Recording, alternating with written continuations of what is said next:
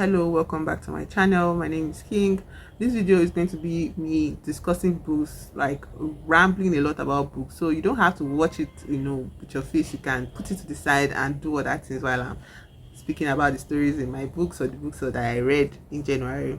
And I don't know if this would be I don't think this would be a review in that sense. I think whenever I read like fun books that I enjoy or I hate, I like to come on and tell people about the stories. You get, I just want to tell you about the stories, and I want you to tell me like what you think about the story, your feelings about the story. Yeah. I don't know, when it comes to review, you think maybe okay, I want to tell you like a structure, or I'm trying to pass across a lesson. No. Some of these stories don't have lessons. Yeah, it's just like for the pleasure of it. Yeah, and like, let's laugh about these characters. Let's laugh about the conception of such a world or such a fictional fictional setup, and if you want, after listening to this, I'm going to review 4 books, after listening to all of my rambling up and down all over the place review. You can tell me what you think, your favorite story about it,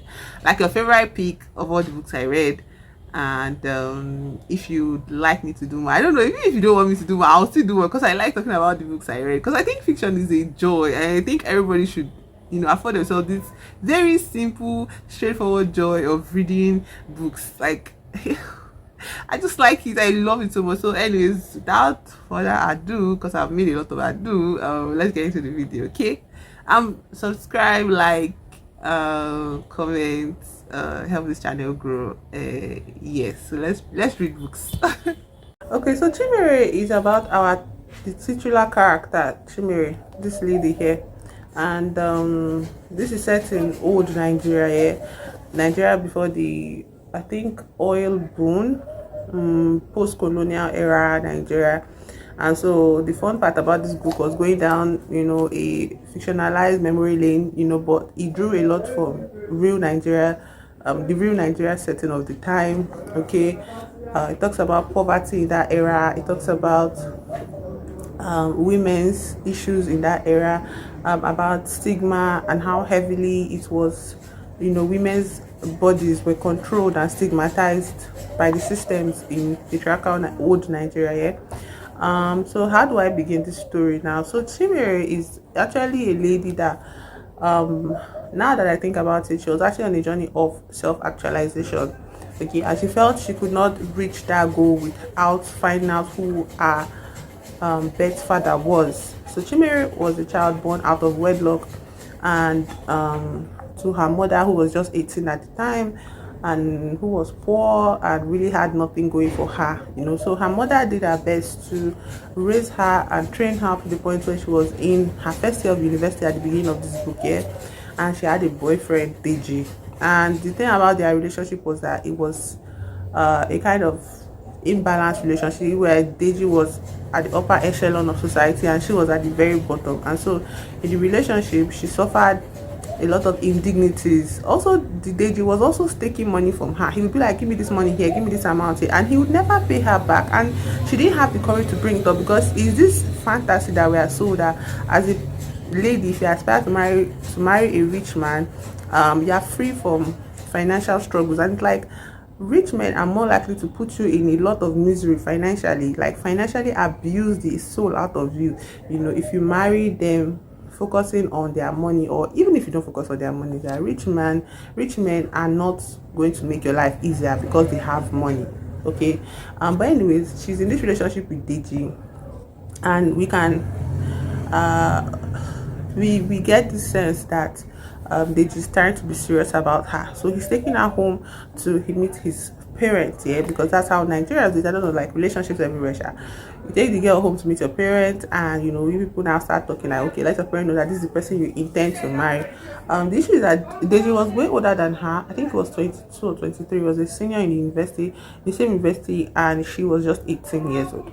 But like, again, I want to say, old Nigeria, even now too, child marriage is sort of normalized.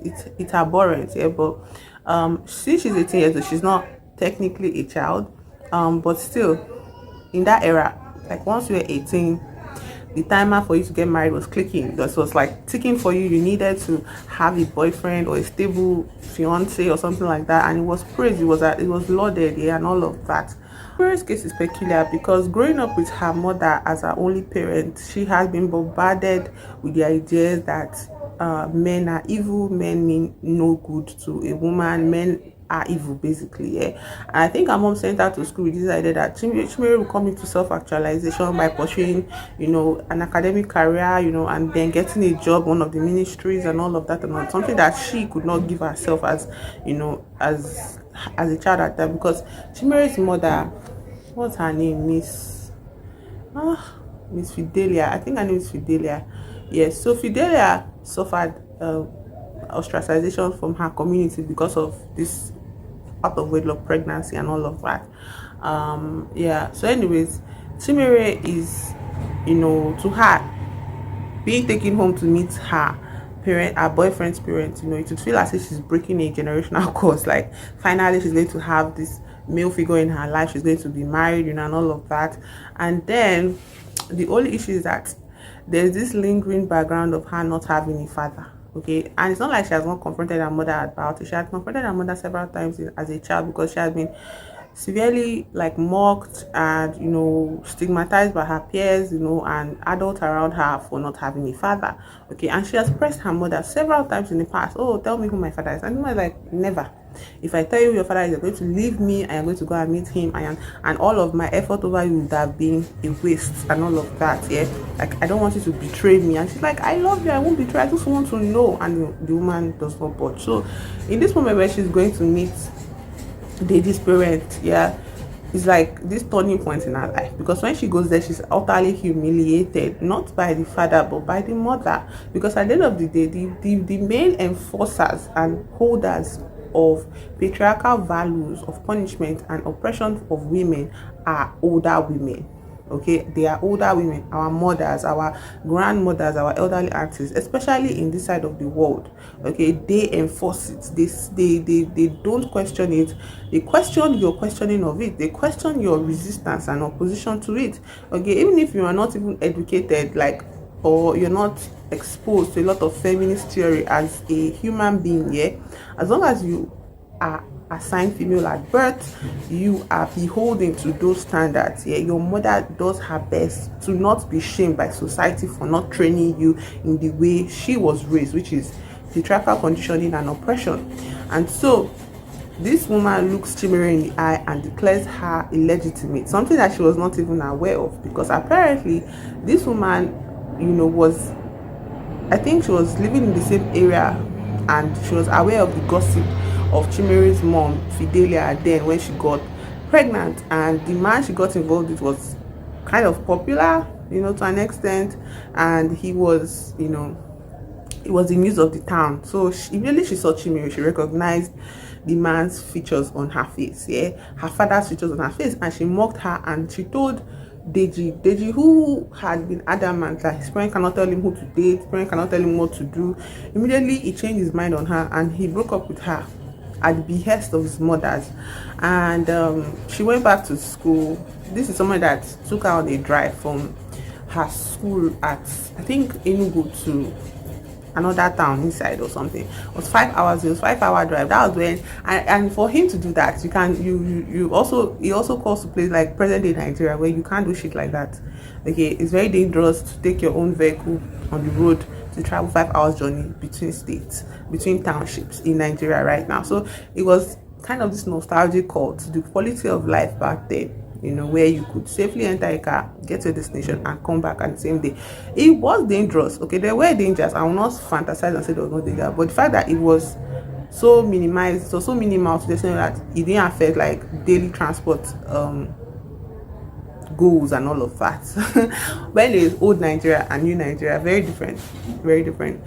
So anyway, she goes back to the hostel. She's disheartened, she's stressed, she's not happy about all of this, and of course she mourns her relationship, even though the relationship was shit. And she told her friends, yeah, her close friend, and her friend was like, oh my god, this kind of boyfriend you have where you're like your friend, the kind of boyfriend your friend has, and you're like trying to hold your tongue, you don't say anything because your friend is going to be angry at you, and you're like, okay. let's be it, let's be it. And then when the relationship crashes, inevitably you are there championing, I told you so, I know this guy. But like, anyways, that is not, that relationship breaking up is like pressing on her mind here. But like I said, this book is about her self-actualization. So this is the turning point where she decides that she's going to press her mother for answers, and she's going to get those damn answers about her father. And over the course of like a series of events where she finally gets a job as an intern in a brewery, which is something that doesn't happen in present day Nigeria. You could walk into a company and decide and ask them for a summer internship, and even though it was hard for her to get it, yeah, there was still like snifflings of connections, you know, money and all of that, and sexual favors that men wanted to take advantage of her to get her this flimsy summer job. Yeah, she eventually got it by still determinedly meeting with the chief officer of the brewery and all of that, and she got it. Now you can't even see that chief officer in Nigeria. He's not going to be in Nigeria, he'll be somewhere abroad. Okay, you can't even make it past the gate man in this country to enter a brewery. You can't make it past the gate man as an ordinary person just looking for a summer job. Okay, so it was very, like, it felt very Disney-esque, like very Hollywood-esque, yeah. And it was like, it's not available in Nigeria right now. So anyways, she got the summer job to save up money to find her father in another state. Okay, she pressed her mother and all of that. So she went to the other state, saved money, and unfortunately the man was not there. She came back disheartened, and her mother was, you know, depressed, and you know, all of this process she was going through trying to find her father. Her mother had already decided to put all like this, I'm not speaking with you, I'm not speaking to you, even though the relationship was very, very, very, very tight bond there. The mother was like, I can't speak to you when you're on this part here. Do what you like, you get. And so somehow she traces him. She puts in an ad, okay, for a newspaper. Another thing that I don't think is accessible anymore. Then there were no phones, mobile phones, there were landlines, and there was the post office, not available in Nigeria anymore. We don't have a national post office service because they bankrupted the whole like sector of postal services. Yeah, they being corrupt politicians, they bankrupted the sector. But she could send a letter in a post to the newspaper, and after several weeks they put her ad in there for her father. But she didn't, she masked it like, oh, I have something for you, Mr. So many years ago I wanted to give this to you and I cannot reach you anymore, please send me your new address and all of that. And it showed up in newspaper, and eventually she also got a mail in the post, not available anymore, not available for Nigerians anymore. So painful. Anyways, she gets the letter and she's determined to go find the man. So she goes to the state where he was, but unfortunately by the time she gets there, the man has been posted transferred because the man was working for Nigerian Railway Services. I don't think that is available anymore. I think it has been privatized here. We don't have railway workers, we don't have a railway, like government railway sector anywhere anymore, because they bankrupted it, they stole all the money, they looted it, corrupt officials stole it, and now we don't have such services.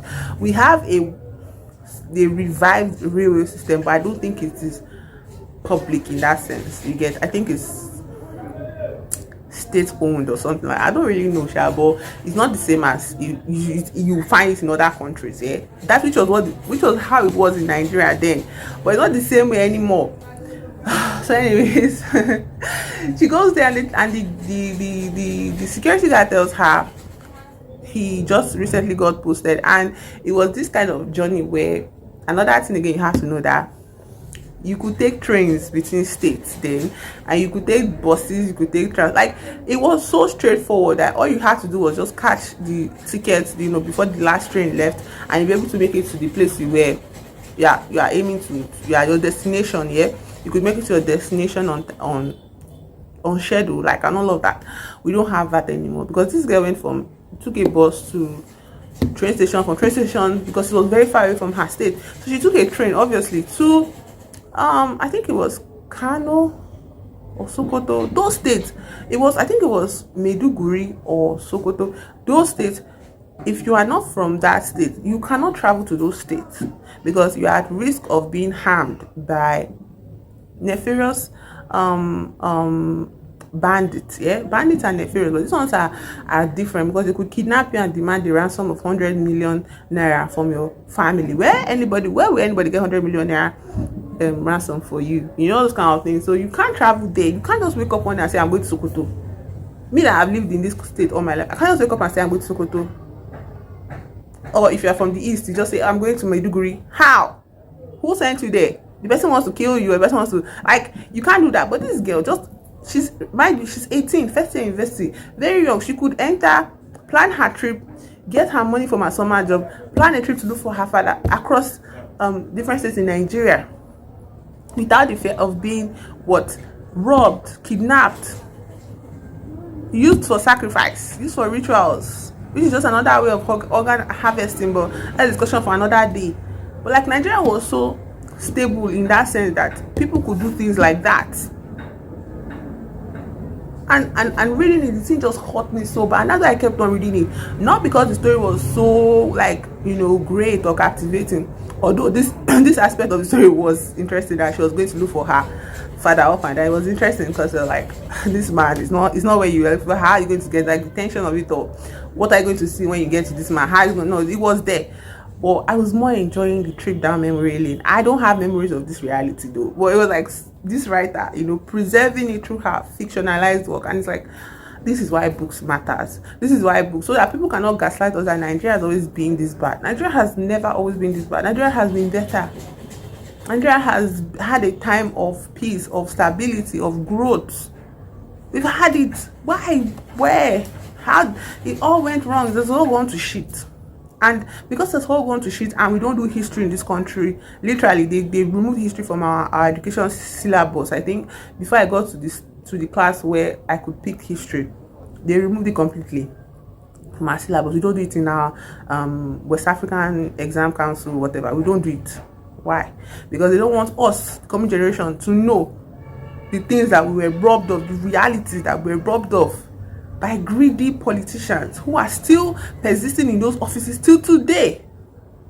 So this book is just kind of like a galvanizer in my heart, like a catalyst, you know, for me to persist in my desire for a country that works, a Nigeria that works, to not give in to despair. Because if we could have this then post-colonial era, why can't we do this now? You know?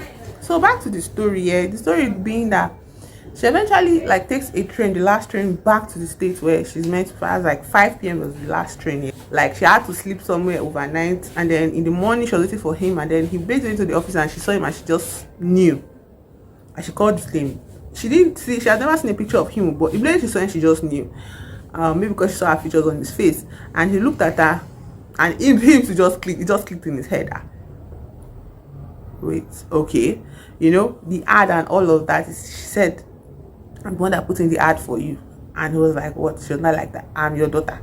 And then one of his co-workers walked in at, you know, that's at some point when they were speaking, and he saw the girl and he saw her, and he was like, he saw Chimiri, and he saw the man and his co-worker, and he was like, is this your daughter? And he was like, no, she's just a cousin from a distant, you know, relative and all of that. Let's go to this place. And he pulled her into one random space, like an office, and he started telling her that, what is she looking for here? I have nothing to give you. I have nothing for you. I don't want you to call me father. I cannot answer the term father. And she was heartbroken. She really, you know, that's how you know that children are very funny. She really thought that this man would welcome her with open arms. This is a man that rejected you before you were conceived, like before you were born. What makes you think he's going to stand up, he's going to be here for you? Do you think he did not look for you because, oh, he did not have any way of finding you or your mother? No, he does not want to look for you. And he told her as much. He told her that the reason why I even rejected your mom was because of, see, there's so much heat in my I want to find myself with. So he said the reason why I rejected you and your mom was because I had aspirations, I had goals. So you see how a lot of the time women are sacrificed on the altar of men's self-actualization. They cannot self-actualize without a woman's sacrifice. That is how the system is set up, and it's a lie. It's a lie. You know, he goes on to tell her that I don't know if it's punishment that, you know, for leaving you behind and your mother behind, but I'm actually getting my due because the woman I actually married because I wanted to live a better life than the one that look like that it looked like I would have with your mother. She doesn't have children, like would not be able to have a child. Like they've had three sons in succession, and those children all died before they got to the age of one. And I think this author puts it in here as a Nigerian because they believe in so much. Nigerians are superstitious, as they are so much religious, as they are so religious, it's the same energy that they put into superstition. So they believe in things like karma, and it's like, oh, if you do something bad to somebody, you'll be paid. So I think this woman just put it in there. It's kind of punish him as the author. But like, he still did not look for her though.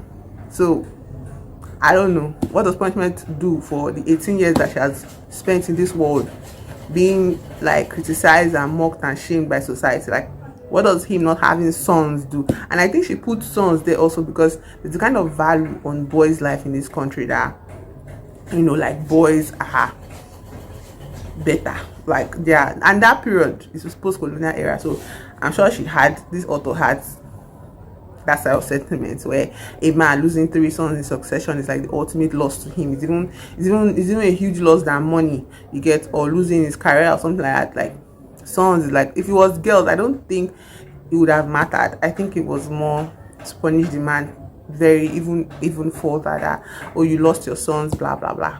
So anyways, that happens. He tells her that, and it's like, oh, if I do anything right now, my wife is going to leave me. And he starts to frame it as if this wife that he married to run away from the woman that he abandoned is kind of like evil. Okay, and he starts to tell the guy as if she's one kind of controlling spirit. Like, Baba, nobody can control you, that you leave your children, you abandon your child for 18 years until she comes to look for you.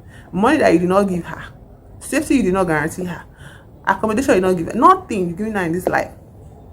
So the woman that you now married, that you used to escape the nonsense, the consequences of your action, is the woman that is now at fault for being frustrated at your incompetence and frustrated at your uselessness of you as a husband. She's now the villain.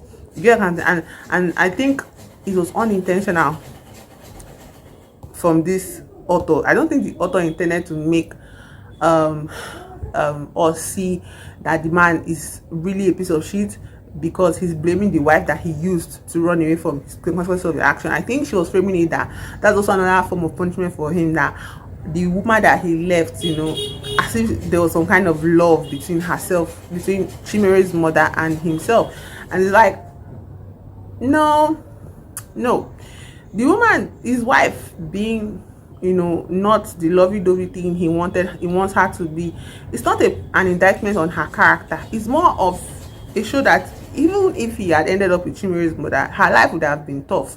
And it won't be because Chimere's mother did not have money. It won't be because Chimere's mother was not educated. It won't be because Chimere's father was not rich, you get, or something. It would have still been his life. He's just a useless man.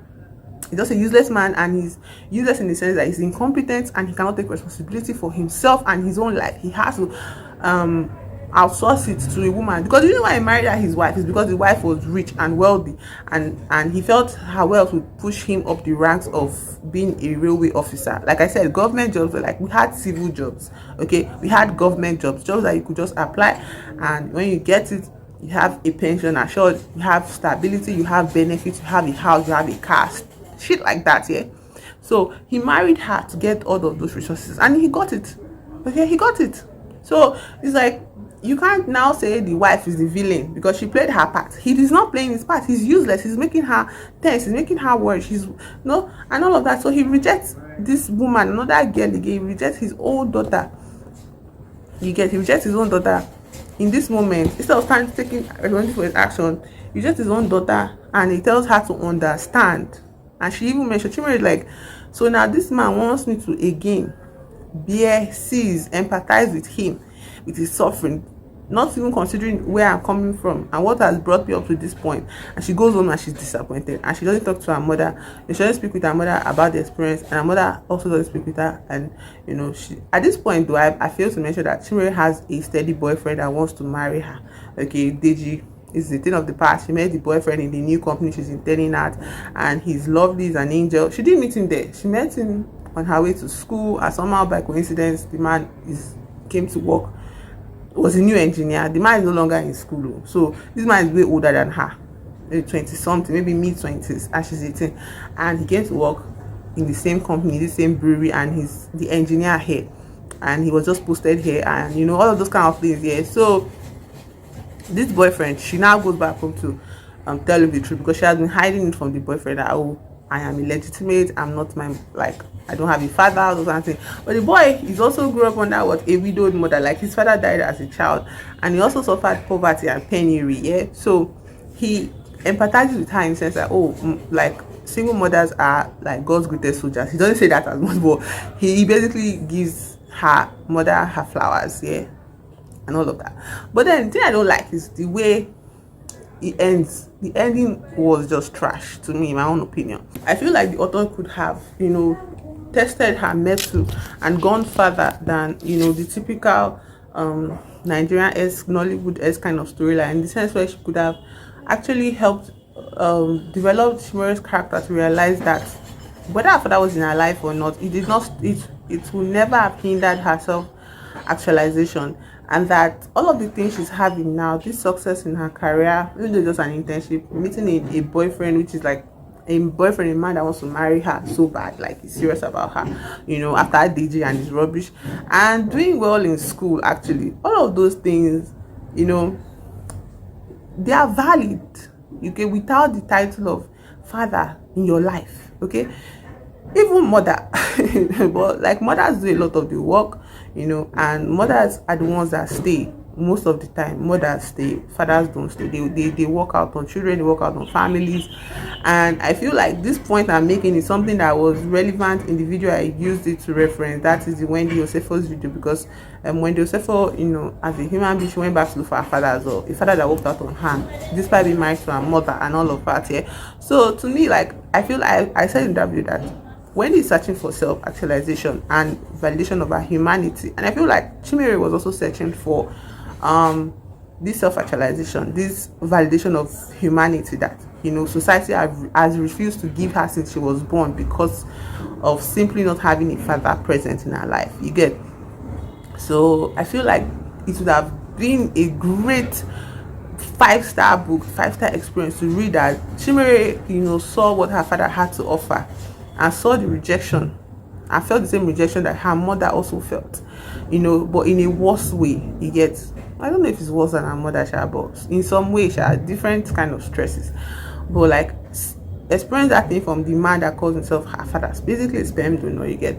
And and realize that it has never been about them. Society, you should not, as a woman, as a person, you should not let society dictate when and how you can be a human being, and if you can be a human being at all, you get that kind of thing. So, but instead, the story just veers off and just gets bad, in the sense like, she comes back home, her boyfriend, her fiance, consoles her, and then this idiot man sends a letter to Chinere, as if he reads as if he's about to off himself, wants to commit suicide or some shit like that. But I think he was just like me, so I was like, what did they go on, like?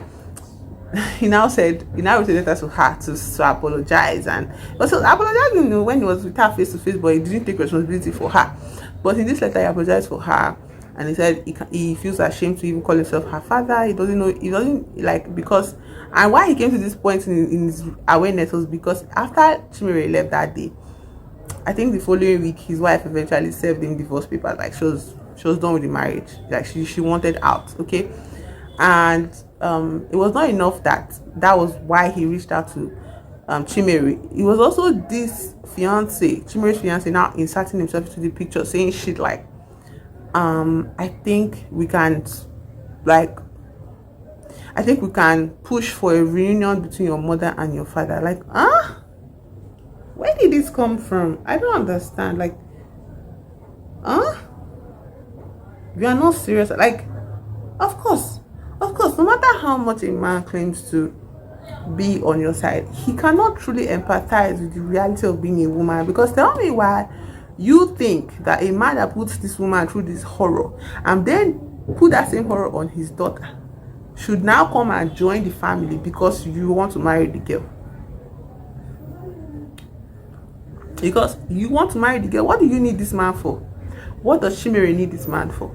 Because the first person she took the letter to was her fiance. So now you see that father figure trauma or daddy issues has made her succeed a kind of authority over her life and her decisions to her fiance. You get, replace one hole with a substitute, which is her fiance. Okay, she put the man to fill up what the father hole in her life. Okay, and now she succeeds to him. She gives the letter to him that, oh, what should I now do? What do you mean, what should I do? Tear it up and forget about it. Maybe you say sorry the letter, tear it up. You don't end, you don't end. Let him live the life that he has always wanted. Okay, and you find yourself. But of course, it's Nigeria, and the conditioning of Chimere at the time and the horror she has gone through, of course she will want a reprieve to say, oh, on my wedding day my father was there. And then it's now like implied that the mother, Fidelia, like Chimere's mother, would also be open to this reunion. And I'm like, throw the whole book away. I literally used torchlights to get to the end of it because I was so excited that, oh, maybe this would be a kind of book where she's like, yes, the name of the book, the publisher is the Drum Beat Novel. Like, I'm dancing to the drum. I'm dancing to the beat of my own drums. Like, I won't let society shame me, because at the end of the day I did my best. I went for the man rejected me, so at the end of the day it's not my fault, it's not on me, okay, to like, it's not on me to bear that weight of being illegitimate, you know, as a whole human being. How can I say a child is, how can I say a person is illegitimate? Like, do they, like, every person that comes into this world, do they bring papers of legitimacy where they're coming from to declare somebody illegitimate on this earth? But somehow human society allows that shit to fly. So anyways, the book just went for me good 4 stars, because at the end of the day my problem with the book was just the development of the relationship between herself and the fiance guy. I didn't like it. It was good, it was nice, but the way it was written, I kept waiting for the other shoe to drop. Yeah, I kept waiting for the boy to disappoint her, because like I said, Chimere was raised with this idea that men are evil, men are good, men mean you every harm possible, never ever trust men. And it was like, Deji proved her mother's point. How will this new man prove her mother's point here? And I thought the story would incorporate that kind of thing, but no. I think, and that is what makes the story just drop like 2 stars for me, because it feels as if this author was trying to do several things at the same time. She wanted to prove Chimere's mother wrong, that no, some men are great, like not all men. Okay, she wanted to prove that point with her story. She wanted to prove that if you do bad thing as a man, if you do bad things to a woman, like, the universe is going to punish you. No, you know, a lot. That's why they keep on getting away with it. That's why they keep on coming up with new devious ways of harming women, because there's no real consequences for their action under the patriarchy, you know, and the patriarchal systems of this world. There's no real consequences for men harming women. So I'm like, but then again, you say it's fiction, it's fantasy. Yeah. The third thing she was doing was this whole forceful forgiveness shit. Like, why is it always like on us to forgive? Why is it always on the person that is harmed to forgive? And usually women. So like, why is it always on women to forgive men? You know, and as if their forgiveness is going to lead to a better outcome for the woman's life. Like, this woman, she can just enjoy her daughter getting married and getting self-actualized without the stress of, you know. So like, figuring out all these like ploys, although that's just my own perspective, all of this is just my review. Yeah. It's just like 2/5. Sorry, it's a chop for me. It's a chop, but the cover is pretty, the story, the pacing is beautiful.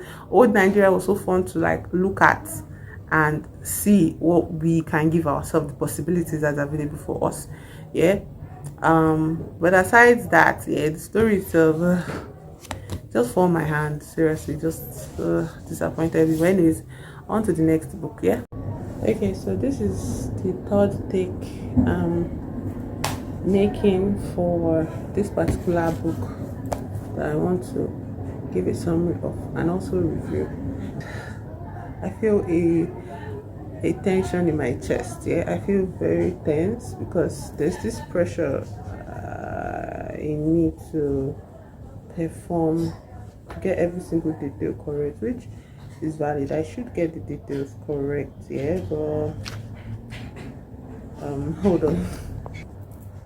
So there are a lot of characters in this tiny book, yeah, and I think that's because of the fact that It is set in a village, a countryside. That's what they call it. Yeah, we see the story first from this couple that moved all the way from Britain, London, I mean, not even Britain, to this French countryside. I think they were looking for a change in pace, a change in whatever you can understand. And the man, his name is John, and his wife is Georgia.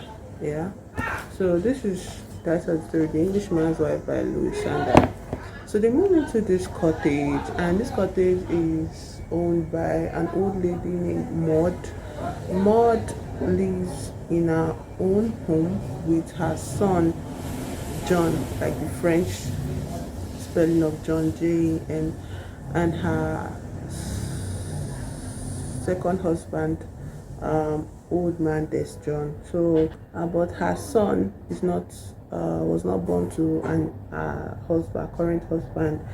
Her other husband went to a war in another country and never returned. Yeah, but his son was with his mom, and then his mom, her name is Maud. I said it before.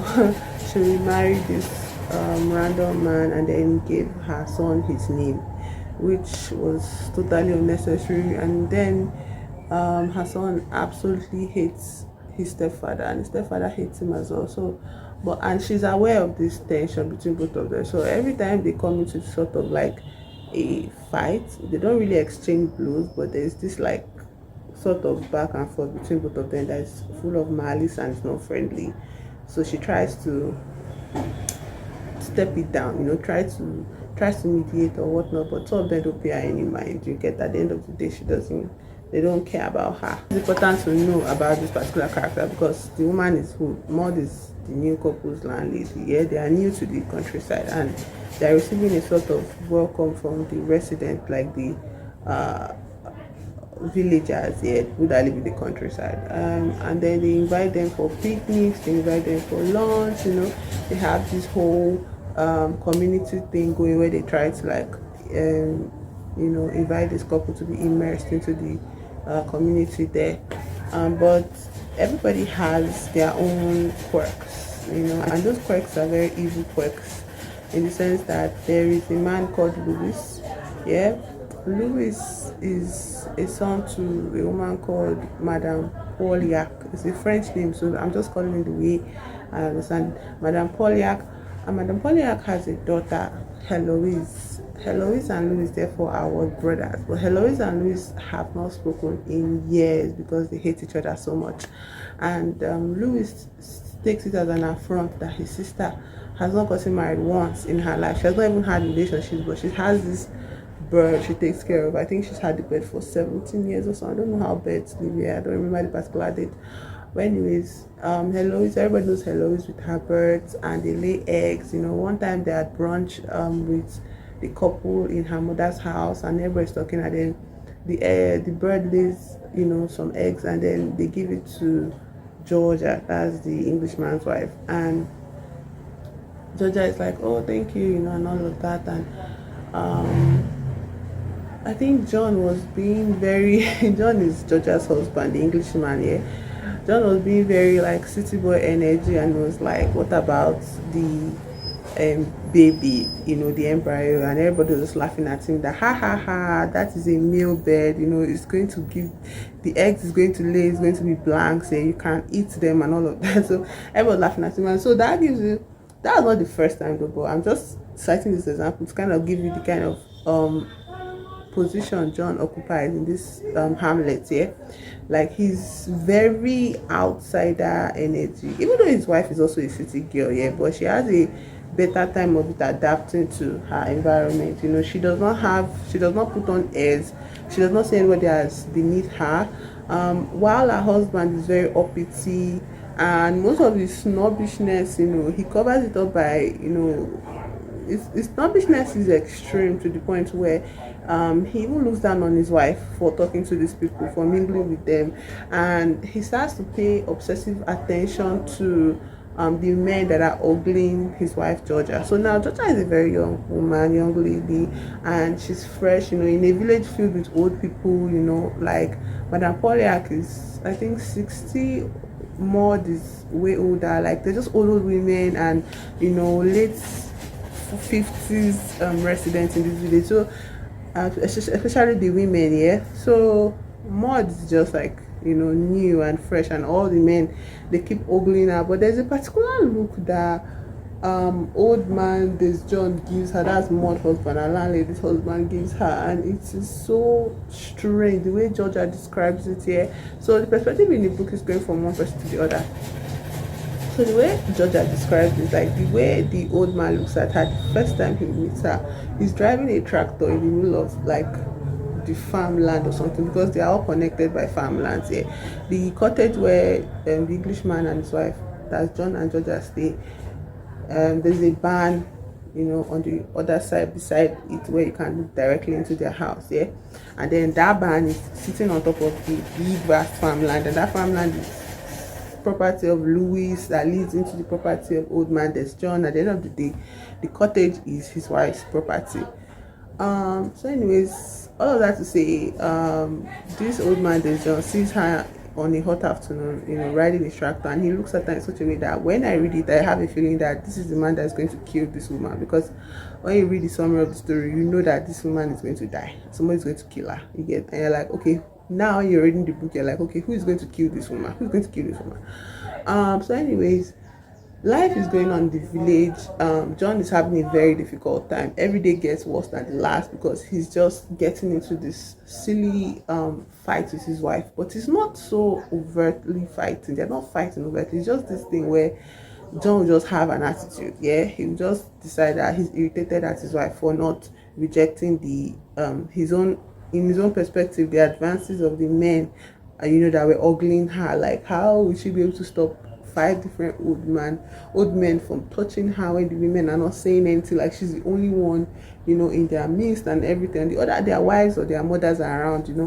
Another thing you have to notice is that Maud's son, the John guy, his name is also John, yeah. So that's what they call the stepfather, old man John. So he is the younger John, yeah. So John likes her, he's attracted to her, he's infatuated, in fact, yeah. So anyways, his own Georgia's husband, the Englishman, yeah, let's just call, there's a lot of John in this story. So John, her husband, is upset at every time they go out. There's a new man that's ogled her in a very weird way. And when I'm reading it, yes, it's extreme, yeah, but it's not your wife's fault. It's the moment where you should step in as a husband, is it not? And tell those men to back off. You get, a particular incident occurred where one old man literally spilled wine on her, and she was not wearing bra that day. She was wearing a white shirt because it was very stuffy summer time in the French countryside, yeah. And the man spilled a drink on her, this wine on her, on one side of her chest, and that place became very translucent, and her breasts were picking out, and her nipples and all that were out. And the man stood over her, towering over her, holding her shirt open like this, and looking inside and pretending to wipe the wine stain, while other men like were around him looking. And John, her husband, was at the far corner, staring at her, boiling, raging from the inside. He could not step in, he could not stop it. Like, it was just so disgusting to us, and I felt so uncomfortable, on behalf of Georgia. Yeah. Eventually, one of the women that invited them for lunch stepped in and said, come on, let me give you another shirt, and pulled her out to the bathroom, and that was the end of it and all of that. And so for the rest of dinner, yeah, John was seated on the opposite side of her at the end of the table, and she was on this side, and that old man that ogled her was still sitting beside her and still trying to look into her chest and all of that. And he was over there hating his wife for getting such attention instead of calling his fellow man to order, yeah. So a lot of this story is you watching John just be incensed at the fact that a lot of men are, borderline sexually are harassing his wife, yeah, and him angry at the wife for just taking it, yeah. Not stepping in, not speaking to those men, not doing anything to them, not even being angry at them, even if it's passive aggressively. He just sits like a dummy and stews in his anger towards his wife, yeah. So anyways, this is going on, now the issue with old man John is that old man John has a very controversial history, and it's only Louis, remember Louis, Louis's brother that hates her gut, it's only Louis that has been noticing the oddities around old man John here, and he has in his heart is like, he doesn't want this man to get close to this English couple because bad things always happen whenever he's around. So his history is that when he was a very young man, he came from the city, he came from somewhere to this village, and he saw this rich couple living a peaceful life. And then he stepped into their farm, into their property, and was like, please give me a job, I need help. And they were like, okay, we'll give you a job, we don't have anything to do, like just help us around the house. And they had a daughter, a very young sweet girl that was very introverted, and she was like their baby. There's like, she was really spoiled and everything, but she was not badly behaved. They just really cared and doted upon her. And so this old man John grew, and then when he was 19 and the girl was like 12, or I think she was 12 or 13, she had not known anybody aside this old man John and her parent. She doesn't mingle in the town, she doesn't mingle in the village, she's just indoors. Anyways, one day her parents encountered an accident. They said it was brake failure of their car. The only person that handles this parents' car is old man John at this point, but that nobody, he was not around. His alibi was strict. He was with a woman. His alibi was very firm. So anyways, the burial happened, they buried the family, and immediately he moved into the house, took over the property, got the girl pregnant, married her. Everyone was like, should we step in or no? Nobody said anything for that poor girl. And so he married her, and eventually one day the house caught fire with her inside it, with the baby and all of that. So that is how the woman died, the whole family died, and John was given, because he had married her, he was next of kin here, so he took over all of her parents' properties, like he had control of everything, but then his own family now came in, and they were greedy, and they forced him to share some of the property he stole from that girl. And he had to give his brother a house. He ended up with land in the countryside, and all of that.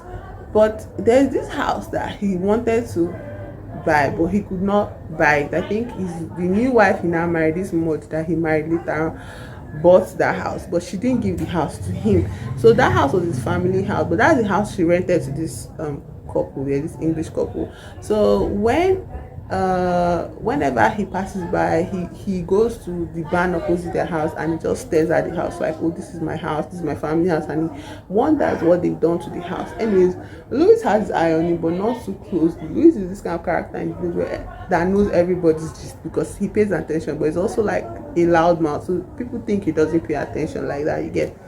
Anyway, he doesn't remember, he's not talking to his sister, he hates his sister. God, guess what? Old man John is having an affair with his sister Heloise, because he knows, and he's doing it in secret. He doesn't want his wife to know, because his wife knows his wife is going to divorce him. She knows that he's having an affair, but like, it's better. She's the type of woman that is like, if I don't see it, it doesn't exist to me, but if I see it, I have to act on it, that kind of thing. So he does his best to hide from her. But the thing about Heloise is that she really doesn't care. She doesn't have any, she has never had aspirations towards marriage in that sense, like, and her relationship with this John is very like, to her it's just like, it's beneficial to her. She gains from it, like, sex and all of that. And sometimes, most of the time, he doesn't repress things around the house. He gives her stuff from his farm. He gives her like pig, he gives her meat, he gives her different things, you get. But every time this old man John goes to her house, he always has this feeling that young John, that is the son, his stepson, is watching him, like he's talking. But this stepson does not say a word to him about it, does not confront him any day about having this affair. He just, that's why old man John is like, sometimes he drives himself crazy just thinking, somebody watching me.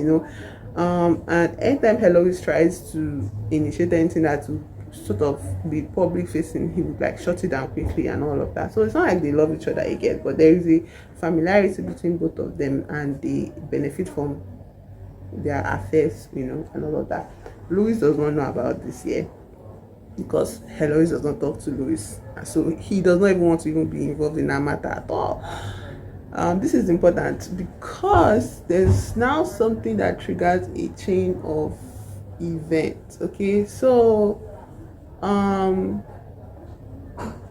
one day Heloise demands they just give her money, actual money, not just food stuff, not just meat and all those farm stuff, no, just money. She said she wants to do something and all of that.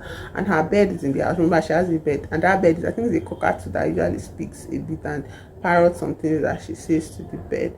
So that particular day, she was very like insistent that she wanted money, because the John was like angry because of the way she was like, do you know that if you don't give me this money, I'm going to tell your wife, I'm going to finally tell the old woman what you're up to, blah blah. And she was like mocking him that he cannot even get it up for his own wife, and like blah blah blah blah. So in a fit of anger, he stabs her dead in her neck. So, and he runs out of the house. He leaves the knife in her chest, and he runs out of the house, and he's sitting down in the corner on the tree, under a tree, and he's like hyperventilating. And then back to the English couple here. The English couple, they are losing money, they're hemorrhaging money, because Georgia likes to shop for antique pieces. Antique pieces are very expensive. She's hemorrhaging money for the family, for their family. And John is like, okay, Englishman John is like, I have to get a job. We can't keep doing this, you get.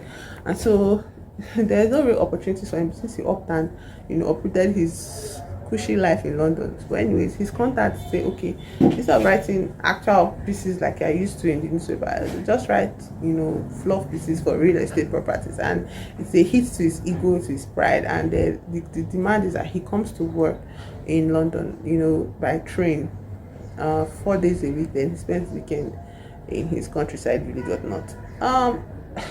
To him, like, it's fair. But remember, I said he's very obsessed with his wife being all good, and this thing in his head about his wife getting attention from men, and how she is this, and she's so sexy, and she's so this, and it's like derogatory. And when he comes back one particular weekend, they're invited to a new like castle, something like, it's not really a castle, but it's like a really big house, bigger than cottages, where this man is like, he doesn't know what to do with his property. He needs to I think his name is Ashton or something. He's a baron or something like that. Anyways, he invites the entire village to his big house. They come, there's land, there's everything around him. So he's talking to everybody, and he's like, oh, he wants to start decorating his house, and then he strikes up a conversation with Georgia, that's Englishman John's wife, and she says she can sew him curtains together. And so they have a deal, like she's going to sew curtains, and the way for her to also make money here. This is after John has started working already. So the next weekend that he goes, I think a woman calls their house here, but by this time they have a dog. The English couple, they have a dog. So by the time the woman called the house, Georgia is out with the dog on a walk, but somebody is in the house. Who is in the house? John, old man John. Old man John came to the house to kind of look at his family house. He was like, oh, this is where my mom used to sit and stoke the fire. This is where my mom used to stay and cook the food. Oh, I hated my brother so much, this and that and this and that. He is there in memory lane, and he's seeing the changes that Georgia is making to the house, and he's irritated by those changes. So a call comes in, and he's like so angry, like he was going to pick it up and he's not going to say it. Like, so he picks up this call. This call is from a random woman, one of their acquaintances that is inviting her for dinner as always, but she's not in the house. So she's like, hello, nobody answers. And the person that answers says bonjour, something like a French greeting. And so she's like, who is this? Because John does not speak French. Englishman John does not speak French.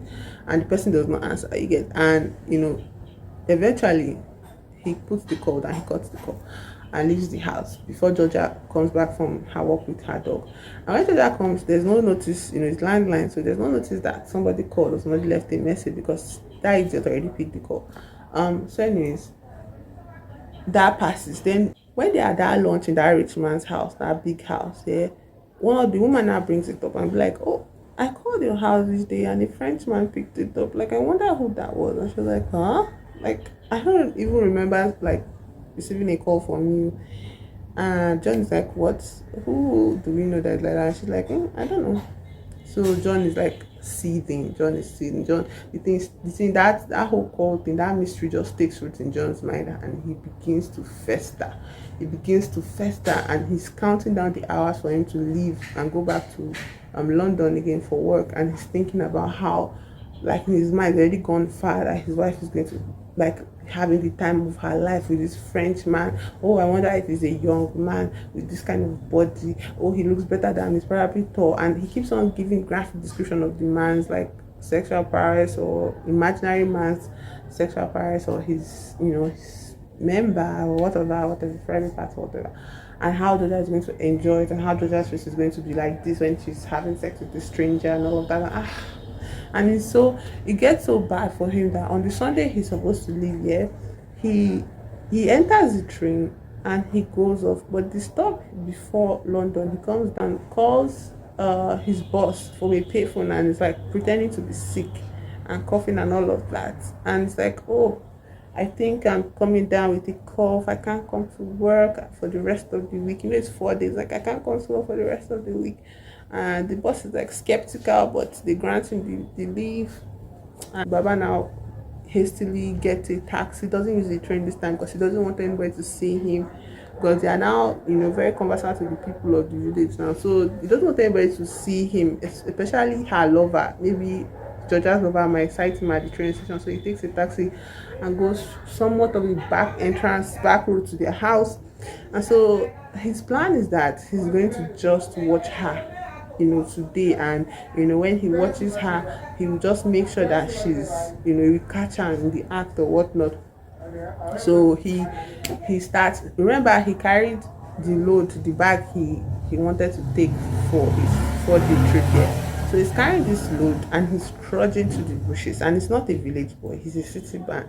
And so he's suffering, he's struggling, and there's trees everywhere, like branches are sticking out, slapping his face and all of that. And then rain starts to fall, and he's just like, I give up. And he drops his suitcase in the woods and forces his way, back to his house. And then when he gets to the house, he doesn't enter his house, he goes to that barn I mentioned opposite the cottage, and he lays there in the hay and is watching.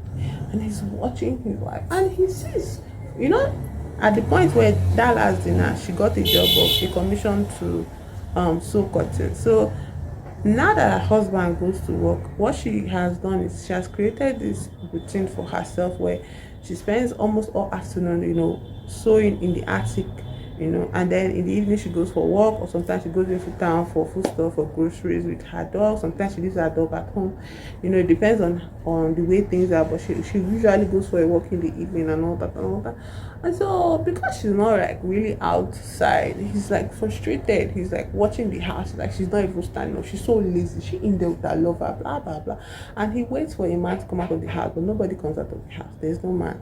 And he's like, maybe I was wrong, blah blah blah, and then he sees her coming out, dressing up and entering the car, going up with the dog in the front. It's like going up to town. It's like, she's probably going to see her lover and all that. And then he watches, but he's like, should I go inside and change that? Now he did not come there with any food though. He has not eaten all day. He's hungry, he's cold, he's starving, all of that stuff. But he still stays in that barn here and doesn't move from that spot. He's just obsessed. It's like, if I move into the house now, she's going to catch me, she's going to see evidence that I was there. I need to make sure that I catch her before she does that, blah blah blah, because she's not going to tell me the truth. So anyways, all of that, and then she comes back with groceries, and it's like, oh, she went to get groceries, okay. And then she goes back upstairs, and like the cottage goes to her room, and she sleeps on the night, and she also like, and he's like still there in the cottage, in the barn, in the darkness. And this continues like for the entire week. The entire 4 days is running out. So by the 5th day, when he's supposed to be coming back, like Saturday, he plans that all through the week he'd not see anybody. So he's just going to act as if he left work early, so she doesn't have to come and pick him up at the train station. And he's going to like clean up in such a way that she's not going to know that somebody was there. So he goes, I think when she leaves the house on the 5th day, he goes into the house. He starts to eat things, because he has not eaten for 5 days. It's really rough the way he's staying in the barn, like a wild animal. Like you read him devolve into something of a wild animal, of a gremlin. Yeah. Besides that, he's going to take alcohol, he's going to take cigarettes, he's going to he's not going to wash up because it's going to show. You get, if he washes up, he's stinking, his clothes are grimy and dirty and everything. So he takes cheese, he takes some crackers from the pantry, like in a way that okay, she will not notice something, yeah.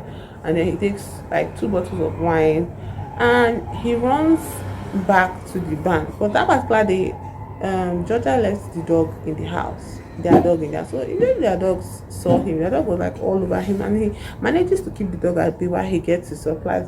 But as he's going back to the barn, as he enters into the van, he looks back and he sees that his dog has followed him. And he's like, shh, and the dog is barking, the dog is happy, I've not seen him for 4 days, my owner, blah, blah, blah. And do you know what this man does? To show you the deterioration of his mental state, this man picks up a sledgehammer and slams this dog's head into nothing. Like he crushes his own dog's skull, and the dog's body is just like there on the ground. And then he drags the dog's corpse to where he's laying and shows it to the end while he stays near, so that he can be in face of the view of the window, the window where he spies on his own house and Georgia. Now that barn is not for him. Guess who owns that barn? The barn is Louis's barn. Anyways, back to Louis' story. So by this time, this guy has killed Louis, yeah. And so after killing Louis, he rushes back into the house, grabs off the knife from her neck, as in hiding the murder weapon and all of that. And so he's thinking to himself that in a few days time, somebody will come by Louis' house and discover her body, and to be her brother discover it, and they'll be shocked and they'll be distraught, and blah blah blah. So, but 3 days pass. He goes to check. Nobody has come to check on Louis, because Louis does not have friends.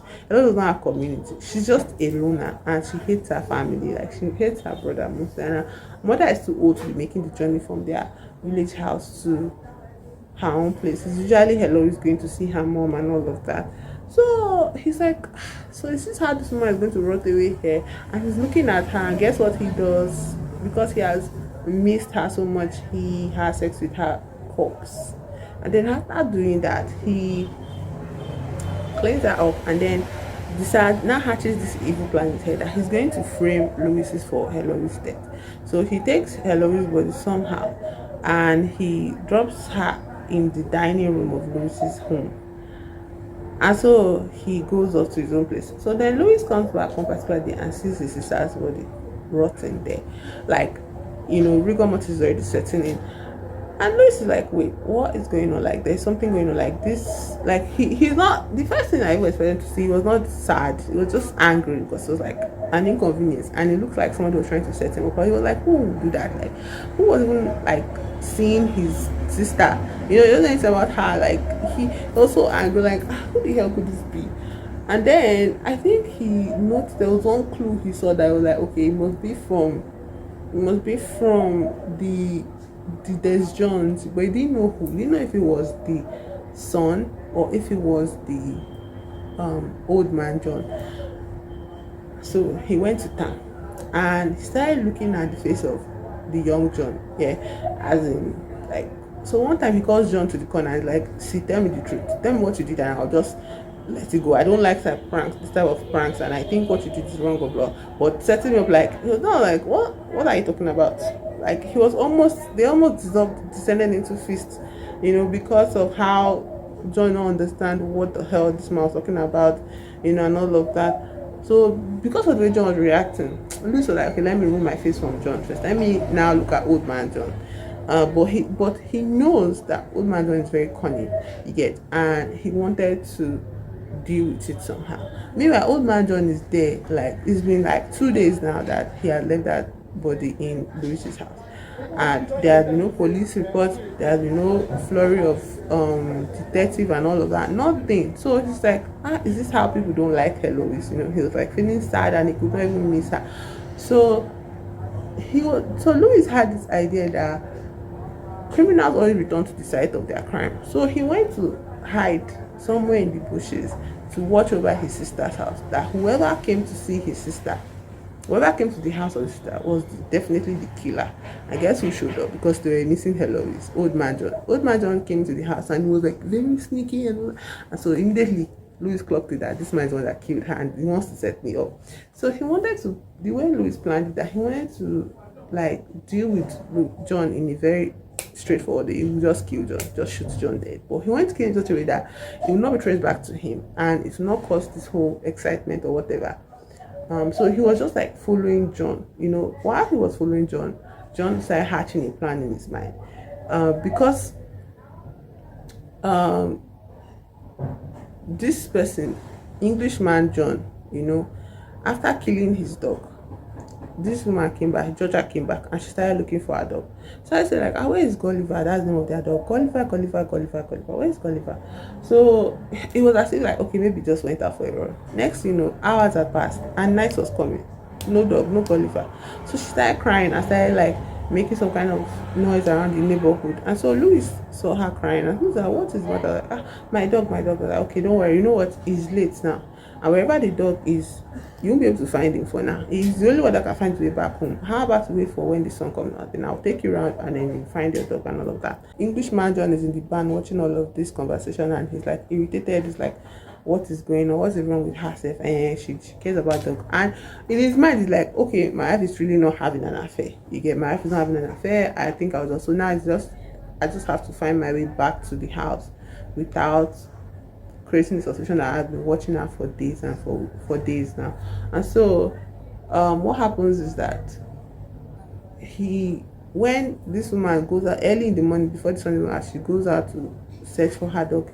He now comes into the house, and he dresses up, he cleans up himself, puts his clothes in the washer, arranges himself. She comes back to meet him in the house, and she's like, oh, you're back? Like, yes. Like, you didn't tell me. She's like, I just need to come back by myself. He said, she was like, where is your luggage? And they're like, oh, I think I lost it in the platform on the train. Like, like, okay, maybe you should put a notice so that I can find it. He's like, no, don't worry about it. Like, what's going on? Now, surprisingly, he did not ask about Gulliver. Yeah, she was just like, Dad, didn't you notice something? He was like, what? Gulliver is not here. Why are you not like? He was like, oh, so is that where you've been? She's like, yes, I've been looking for him everywhere. I think we should look for him. Oh God, I'm so sad. And she's like, expressing normal human emotions about missing a dog that has been with them since I think they got married or something like that. But in his heart, he starts to get angry, he starts to get irritated.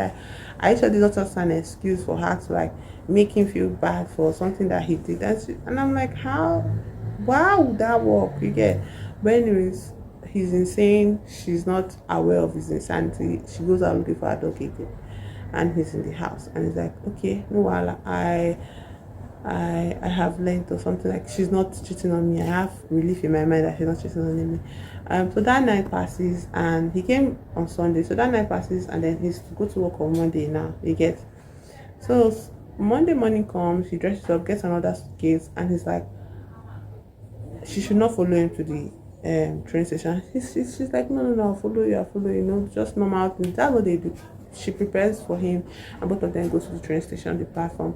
But this day he was dragging his feet, he was doing slugging. She was just like, so when they finally got to the train station, the train that he usually took at 10 o'clock had already left, because they got there 10:20, so they were late by 20 minutes, and it was because of him dragging his feet through his preparations.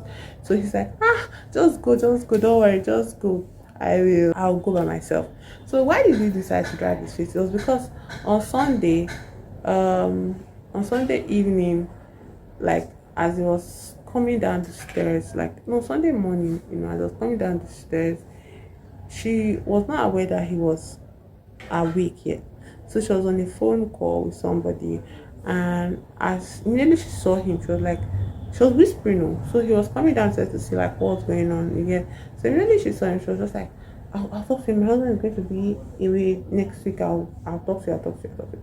And he saw that, and she saw him, and she got the call, and the whole thing just flared up even worse than before. Like he was just boiling, like, oh no, I must catch her this time. I must catch her. That's why he now planned this whole delay and everything. So when she went back to the village, he just took the same route again, went back again. But the funny thing now, this time as he was going back again, guess who saw him? John saw him.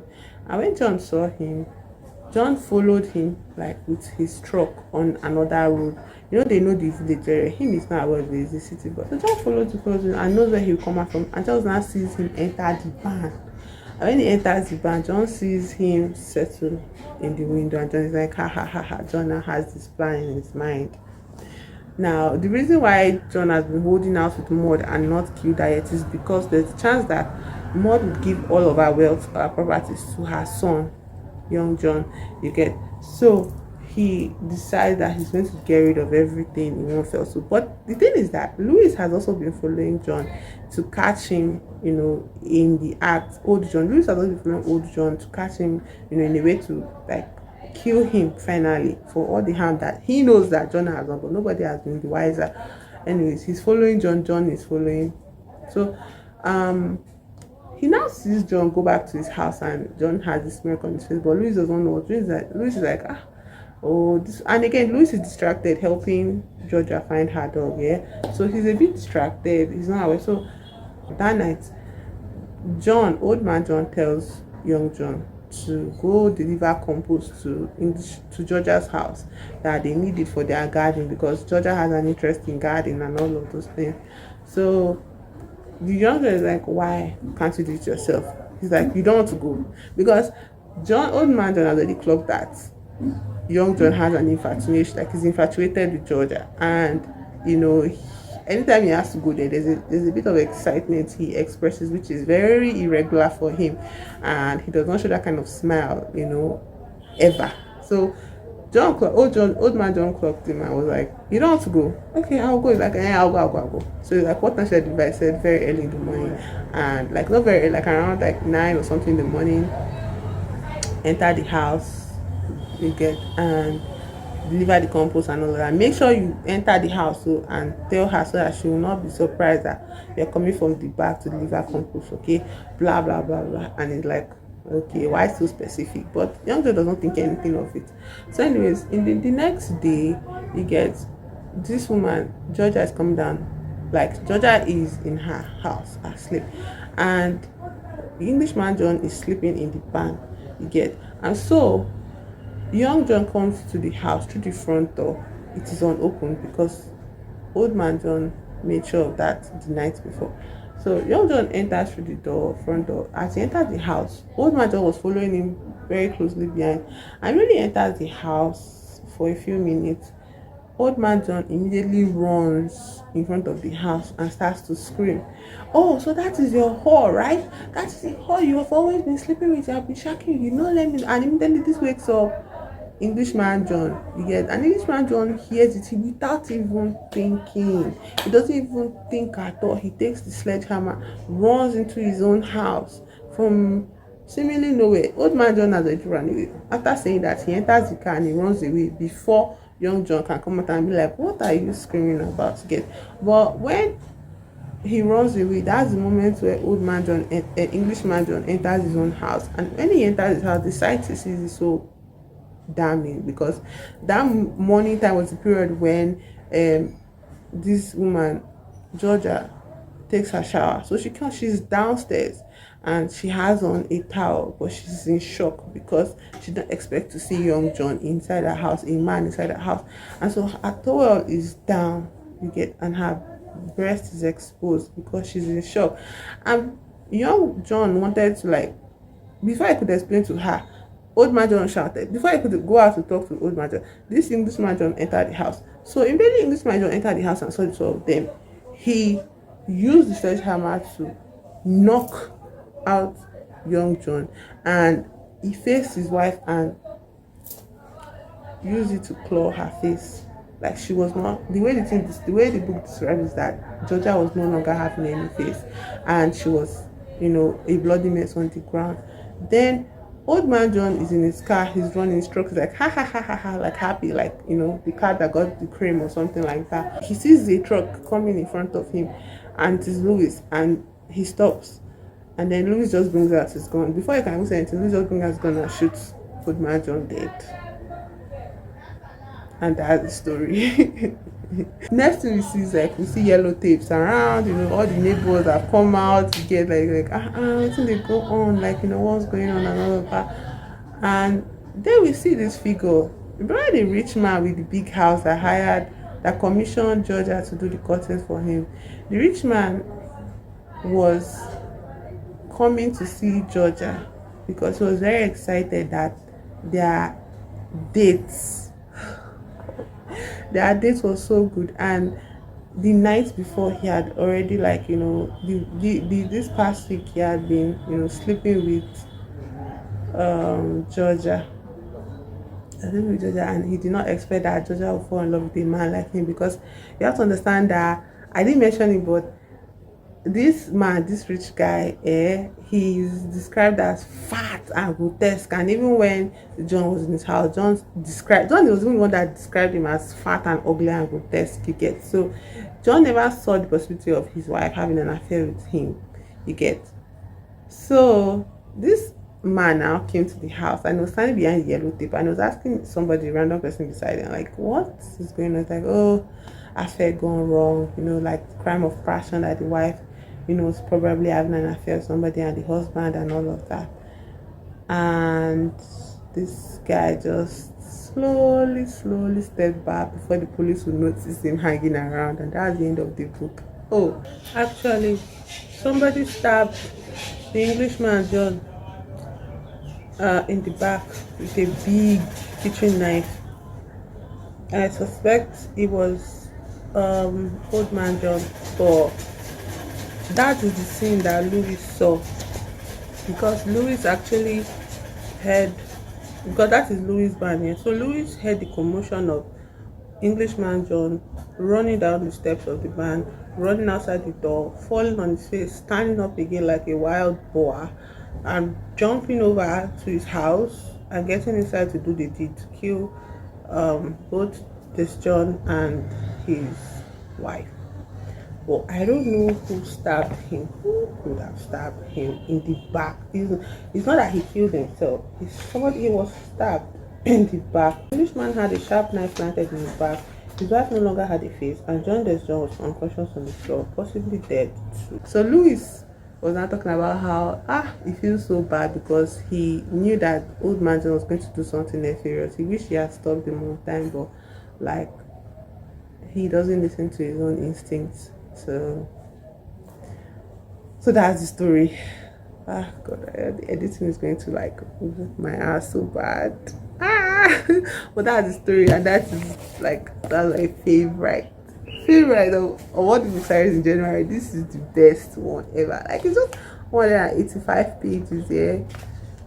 Just 185 pages. The best book I've read this year so far. I'm looking forward to better books, but this is my number one book. This is a normal book. I love it. The Englishman's Wife. If you read it, you'll have a very more immersive experience of how convoluted the story is and how very thrilling. Like, there's a lot of thrill in the story.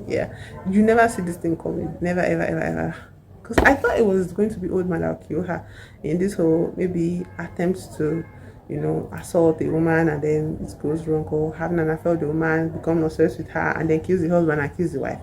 But like, the book is called Englishman's Wife for a reason. So I guess that's the answer. Anyways, on to the next book. So Just As I Am is a queer book centered around only black people, and maybe one white man just one white man in America.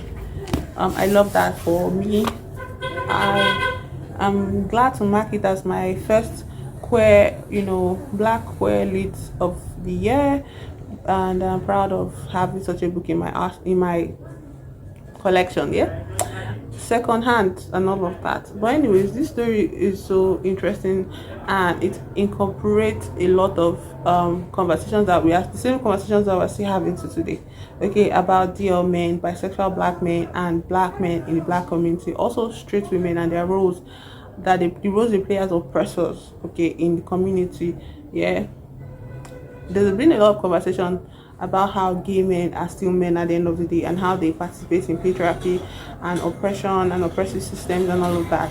But in this case, the story is now centered around straight black women and how they participate and push homophobia within these spaces, because a straight black woman feeling like invalidated because she has sex with a man that has slept with another man, it's not coming from a place of rationality, and it's not coming from a place of it's just coming from a place of fear. And this book tackles that, okay? Because this straight woman, in this case Naomi, sorry, Nicole, Nicole, why is Naomi in my mouth? Nicole, she has a best friend who is Kyle, who is gay. Sorry, the black man that is gay, and he's very flamboyant and out with it. He's not afraid of anybody. But she falls out with another dear friend of hers and lover, Raymond, because he came clean to her that he was having, sexual relations with other men before, their relationship and all of that. And she felt so betrayed that she developed this fear of black men. The fear was so great that she ended up starting a relationship with a Jewish man who is white, Pierce. And Pierce is wealthy. Okay, Pierce has connections. She's an actress, a Broadway actress. And I don't know, I feel like she mentions it to us, like in her thought process, that this Jewish man, he keeps on comparing her to a celebrity or an artist, Diana Carroll or something. And I wanted to look up these people, yeah, because I feel like they're real people, like they are real people. Say he keeps on comparing her, say she looks so much like her, so much like he tells all his friends like she's a party prop or something like that party attraction that you show to your friends, that, oh, see, this person is interesting and all of that because they look like Diana and all of that. And she has a female friend that is also an artist, but so the lady's name of her friend, that one is also in the art scene. She does video vixen work, she sings, she does recording, backup vocals, and I don't think she doesn't do stage plays. Yeah, it is Nicole's focus is stage. Yeah, she's a Broadway actress, and she had this very close relationship with her dad, but her dad passed away, recently before the story starts. Yeah, and so, but her relationship with her mom has always been fractured because her mom is a light-skinned woman, very light-skinned, and she does not let her daughter forget it. Not that her mom is this kind of outwardly oh, I'm lighter than you, can you tone down, or but she does it, she makes sure to insert it. And she looks at her daughter with so much pity, in the sense of, oh, how are you going to find love if you are so dark skinned? And then she talks about, and her mother persists in this trauma of slavery trauma, generational trauma of being afraid of white people, and telling her daughter that she will never accept a white man from her for a partner and all of that. So even when she kind of introduces Pierce to her mother, not physically but just like with mouth, when she goes visiting, her mother says, oh, what are you doing with a white man, why don't you get a black man, and all of that. And it depresses her so much. I would give Nicole like her flowers for is that Nicole was seeing a therapist all through this story happening, all through this story going, this story progressing. Nicole was seeing a therapist. She was, getting heard by a professional, and we got to see their conversations, which in fact, my favorite times were when she was with therapist here, because then you begin to see the things that Nicole buries, the colorist trauma, the colorism that persists in her mind, of how she doesn't feel attractive enough, to men, and because she's also now scared of black men being gay, like she feels like she has no choice but to be with this white man. I feel the story was written with so much love, actually, because then you also get to see Raymond go through this canon event of dating a DL man. This DL man literally came into his law firm. He's a footballer, yeah, American football. He came into his company to be defended because he literally perpetrated a hate crime against a black man at a club where the black man was checking him out and like paid him compliment, and he gave the man a black eye. You get like punched him straight through his face, and it's like, why? Because he felt like, do I look like somebody that you think you can have your way with, and all of that. And then you come to find out that this man, I think his name is Sebastian. So Sebastian is a footballer, a black footballer, American football, and he's popular and he has everything going for him, yeah. But Sebastian's history is that in the past he used to date men as well for money, okay, to support himself, to survive, and he was a bottom, and he felt so like taken advantage of by other men who he had sex with for money. So now he has attached being a bottom to trauma and to homophobia, internalized homophobia. So he never comes out and say he likes men. He never sees himself as a gay person or as a queer person if he's not gay. Okay, because he sleeps with women good and well enough. But during his court proceedings and everything with this other man that he assaulted, or yeah, he assaulted this man, physically assaulted this man, um he starts to develop this chemistry with Raymond, yeah. And Raymond is like, like this is bad. Like, why are you looking at me like that? All those kind of things. And then Raymond now talks to Kyle about Sebastian. Sorry, his name is not Sebastian, his name is Basil. Sorry, I don't know why Basil and Sebastian used to like do it in my head. So his name is Basil. So Raymond talks to Kyle about Basil, and Kyle is like, why would you defend a man like that even? Do you not understand that that person he assaulted could have been me? So if I'd come to your law firm, against such a client, you would have taken his case. And Raymond's like, no, I won't take his case now. He's like, you can't say it's me. Because if you are doing it for this person against this person, you are more or less doing it to me. And I like Kyle so much. Kyle is like the voice of reason between Nicole and Raymond, yeah. He's not pushing for a reunion. He has never pushed for it, but he just, he talks to both of them, okay? He's a good friend. He's a good friend, and he knows what balance means, so he doesn't let their wall cross without permission and all of that. Anyways, Raymond listens to him and decides that, well, after this case, he's not going to take on cases like that anymore. Kyle knows that Raymond sleeps with men, yeah? So Kyle is like, do you know that you could also be the victim of the hate crime and all? The case goes well enough. The guy settles out of court, and Basil is like, he's giving this vibe of, I want to sleep with you, I want to have something with you. And Raymond's like, no, I'm your, like, well, we work together. I can't do this with the client. So immediately the case is over. Basil invites him over. Finds a way to invite him to his house. So next thing you know, they're drinking champagne, and next thing you know, Basil takes off his clothes, he goes into the pool and he's swimming, and there are graphic descriptions of Basil's body. Like, Raymond describes men because he's attracted to men, so he describes them the way a person attracted to another person would do. So, like, features the money man describes him the way you describe someone that you're attracted to, and I'm like, if I see one more description of a man's butt, oh god, I'm going to go up in flames. But it didn't end there. Like, it didn't end there. To the end of the book, man, I was it was a very new experience for me. Actually, it's a very new experience for me. Like, and it was so open. At first I kept waiting for the secondary shoe to drop, like, oh, maybe something violent happened to him, but no. It was allowed to feel sick his mind. And so, anyways, Basil comes out of the swimming pool, and then they are touching on each other and all of that. He takes off his own clothes as well, so they're touching on each other and all of that. And Raymond makes a move to kiss Basil, and Basil's like, the disgust on his face immediately just spoils the mood, and he says his own member goes down. Like, he's like, what? Why? And Basil's like, I don't let people do that to me. I don't let men kiss me on the mouth. And like, oh, okay, I'm not interested in anything that's going to go on here anymore, yeah. So anyways, since Raymond holds out, yeah, Basil now decides that fine, you can kiss me, and then they kiss, and then they do the deed, and it's the next morning. But Basil now wakes up with this cold shoulder, and Raymond is like, he can read the room, yeah, it's icy, and Basil is like, there's a side door, pass that, all my neighbors to see you leave my house. And I'm like, please, I hope this is not going to go down this. Like, I don't want to read a man. I don't want to read people simping over people that are ashamed of them. I don't want to read it here. But Raymond has a lot going on for him. Okay, he has a lot of self-respect. He was loved where he's coming from. He has love. He's someone that was loved from his house. His parents loved him.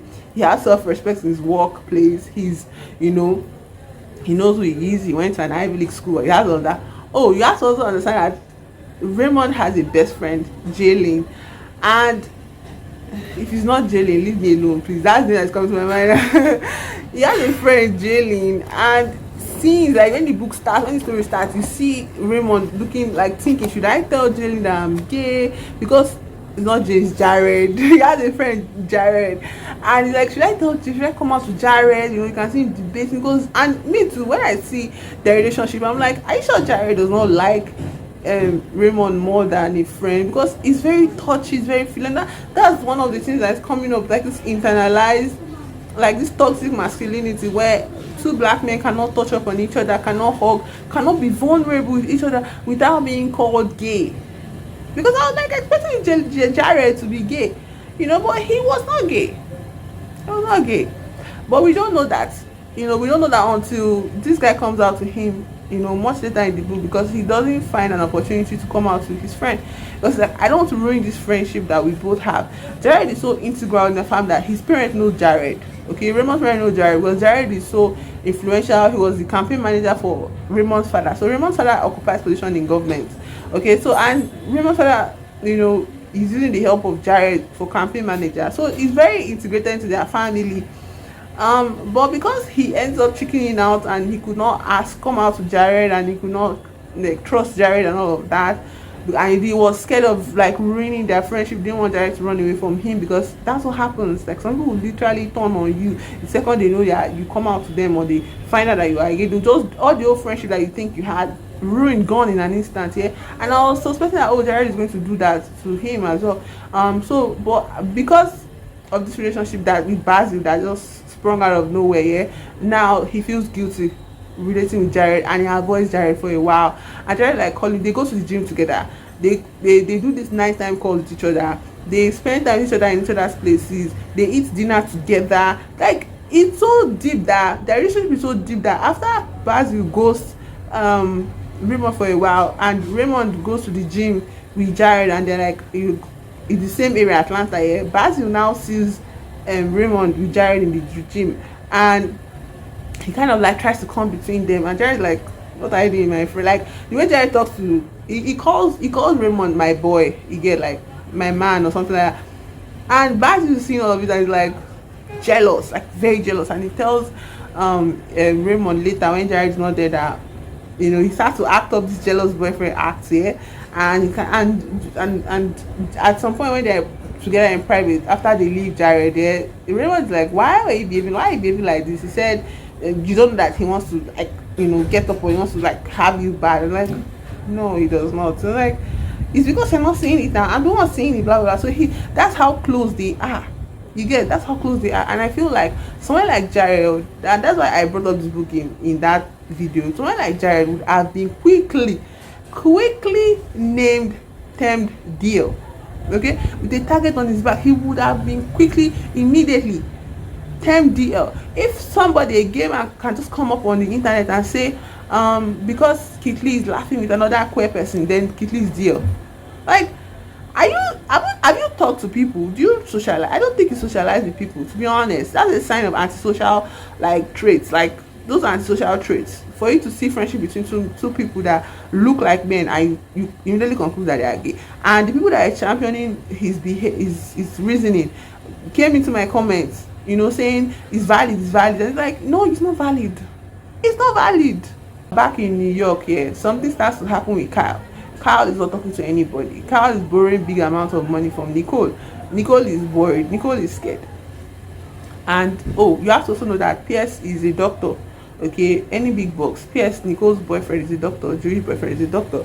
So one day Nicole goes to Kyle's apartment, takes some drugs she sees in his wardrobe. She's scared because he's frazzled. He's out of, like, he's so bothered by her presence in his apartment, and he has refused to see anybody for weeks now. Okay, so he's bothered. And even Raymond, he's no longer calling Raymond as frequently, but Raymond is far away, so he cannot really check on Kyle. He's like, okay, I'll call him, but every time he calls him, he goes to voice note answering machine. So Nicole now comes upon these drugs in his dresser, hides in her purse, and as Kyle like shoos her out of his apartment, she runs to go and meet her doctor boyfriend Pierce, and she's like, Pierce, look at this. And Pierce like, who is taking these drugs? And it's like, my friend Kyle. And he's like, oh, this person has AIDS. And it's like, gun. My heart is just like, I had to stop. Like, what do you mean? Like, you get also it also. And Nicole is shaking. She cannot believe this. She literally calls she goes to Kyle and she asks him to confront him, and he says, oh yeah, he said, no, you have to tell me, you have to tell me. And then Kyle like, yes, he found diagnosis I think 4 years ago, and he refused to do anything about it because he was scared that why would this happen to him, denial basically, and he didn't tell anybody, so he didn't get the emotional support, you know, he would have needed to start a treatment, or I don't know, just get help from the community. Yeah. So it got to this point of being AIDS. Yeah. So anyways, immediately, yeah, she calls Raymond and she's like, Raymond, this is up to my friend, like blah blah blah. So Raymond's like, oh, I have to come, I have to come to New York, I have to see Kyle, you know. So and Raymond comes, like things are not good between the both of them, obviously. Yeah. And Raymond comes. So the thing that's going on with Nicole, I don't know where the issue with Nicole is, like Nicole now, she's now like, she has not been guaranteed, she has been an understudy for so long, so she has not really been guaranteed the spot in the Broadway show that is airing, like is on right now. So her PS, her Jewish boyfriend, he's like, let me put together this production for you, you be the star and everything. And she's like skeptical, but she accepts it and she auditions for it and all of that. So she gets the role, but the issue now is that PS wants to marry her, so he proposes to her with a ring and all, and she says, she's looking at the ring, and he's like, it was in a public place, like it was a restaurant, like the whole restaurant knew that she was going to be there, everything was arranged and everything. So she now took the ring, and he was not like, he now says something like, please don't embarrass me outside here and all of that, just say yes. And she like puts it on and says, these people have not had sex, these people have not had sex. And the lady, her friend, is like telling her, just do it, like not peer pressuring, like that kind of thing, but she's like, don't you want to like see how it feels, like, you know, compatibility wise and all of that, you know. And Nicole is just like, she has not felt the urge to do such a thing. But I think after she gets the position in the play, she's like fired up, she's electric and all that, and then she has sex with this man, this PS, and she enjoys it, she has fun, it's like wonderful, it's mind-blowing and all of that. But then she's wearing the ring and she doesn't think she wants to marry him, you get. So then she goes home to meet her mom and tell her about show her the ring, and her mother already knows she has been dating this white man. So she's like, who gave you the ring? And it's like, so person gave me the ring. And she's like, the white man. Why would you waste your life like this? Like, that is like marrying your colonizer. And it's like, maybe mom was right, like mom's probably sees something that you are not, and all of those kind of things. Yeah. But anyways, she's disheartened, she's discouraged, she doesn't know where else to get support about the marriage, even though she doesn't feel it in her heart. Yeah. So, and the way Nicole is so sluggish in her thoughts and fearful, like you have this fear that she's actually going to marry this PS. Yeah. So one day they are in the car, they are going somewhere, and he makes a crossing on the light. You know, he makes a mistake in driving, and when he crosses the light, a vehicle hits the car from his side, like driver's side, and he comes out of the car and he's screaming at the old man, and he's screaming, and the man is like kind of begging, because at the end of the day, the man is obviously a lower class than this PS guy, and he's begging, and he's like, this black man. And Nicole hears it, and it just as if somebody pours water on her, because like I said, Nicole is coming from a background where she has not ever known peace about her color, because her mom is light skinned, so she has never known peace about her color. So for Pierce to disparage this man, like in such an insult of loaded insult of just, might as well say the N word, just said this dirty black old man, like. And he comes into this car and he's fuming, and like he expects Nicole to like empathize with him, and Nicole is like, what did you call that man? What did you call that man? And immediately Pierce realizes, and like, oh my Nicole, I'm so sorry. She's like, don't touch me, please, just let me come down here and let me go to my house. He gets, and he's like begging, like, I'm sorry, you know, I'm not a racist, you know, and sometimes you two used to be racist sometimes. It's like, let me come down, please, let me come down. So he drops her off and she goes to her apartment, and she's like, her whole head starts to spin. The thing that Pierce told her to drop that understudy role in her own like major play, you know, and just focus on the new play that he more or less spoon fed to her. But something in her mind was like, she should not drop the role, that she doesn't want to drop the role yet. And now that this whole thing has happened, she's like so thankful she didn't drop the role, because as time goes on, a situation comes up where she has to fill in the role as the understudy. Yeah, she has to take on the main role, and she sings so good that her performance is electric, and everybody's like giving her flowers, and it's like wow, and then the main actress is like wow, okay, maybe I can leave my stuff in your hand, because from time to time, because you are actually good and all of that. Yeah, you also have to understand that Kyle, everybody knows Kyle's situation now. So now Kyle's situation is so bad where he begins to have like manifestations of the disease on his skin, but he's hiding it so well. He cannot move for long periods of the day. So now Raymond has taken leave from his firm to stay with Kyle. Okay, and he's like full-time caretaker of Kyle, and that is like so beautiful, because one thing this book insists on is community. Okay, community is such a big thing in this book. There is so much love in this book. Yeah, I don't know if I'm narrating the story well enough for you, but my point is like community is wonderful. The thing that Reagan did to gay men in America, he's rotten in the seventh circle of hell for that. But yeah, I cried my eyes out, seeing Kyle progress from bad to worse. And Kyle also had this issue of absent father. His father walked out on them, and so at this point in time, he asked Raymond to find his father for him. He has never known his father, and his mother does not care two shits about his father. Again with his father issue. So anyways, he wants to know his father. So Raymond's like, I promise you I'll find a solution for it. And then Jared comes over, because Raymond is now in New York. Jared comes back to see Nicole and Kyle, because he has heard so much about them.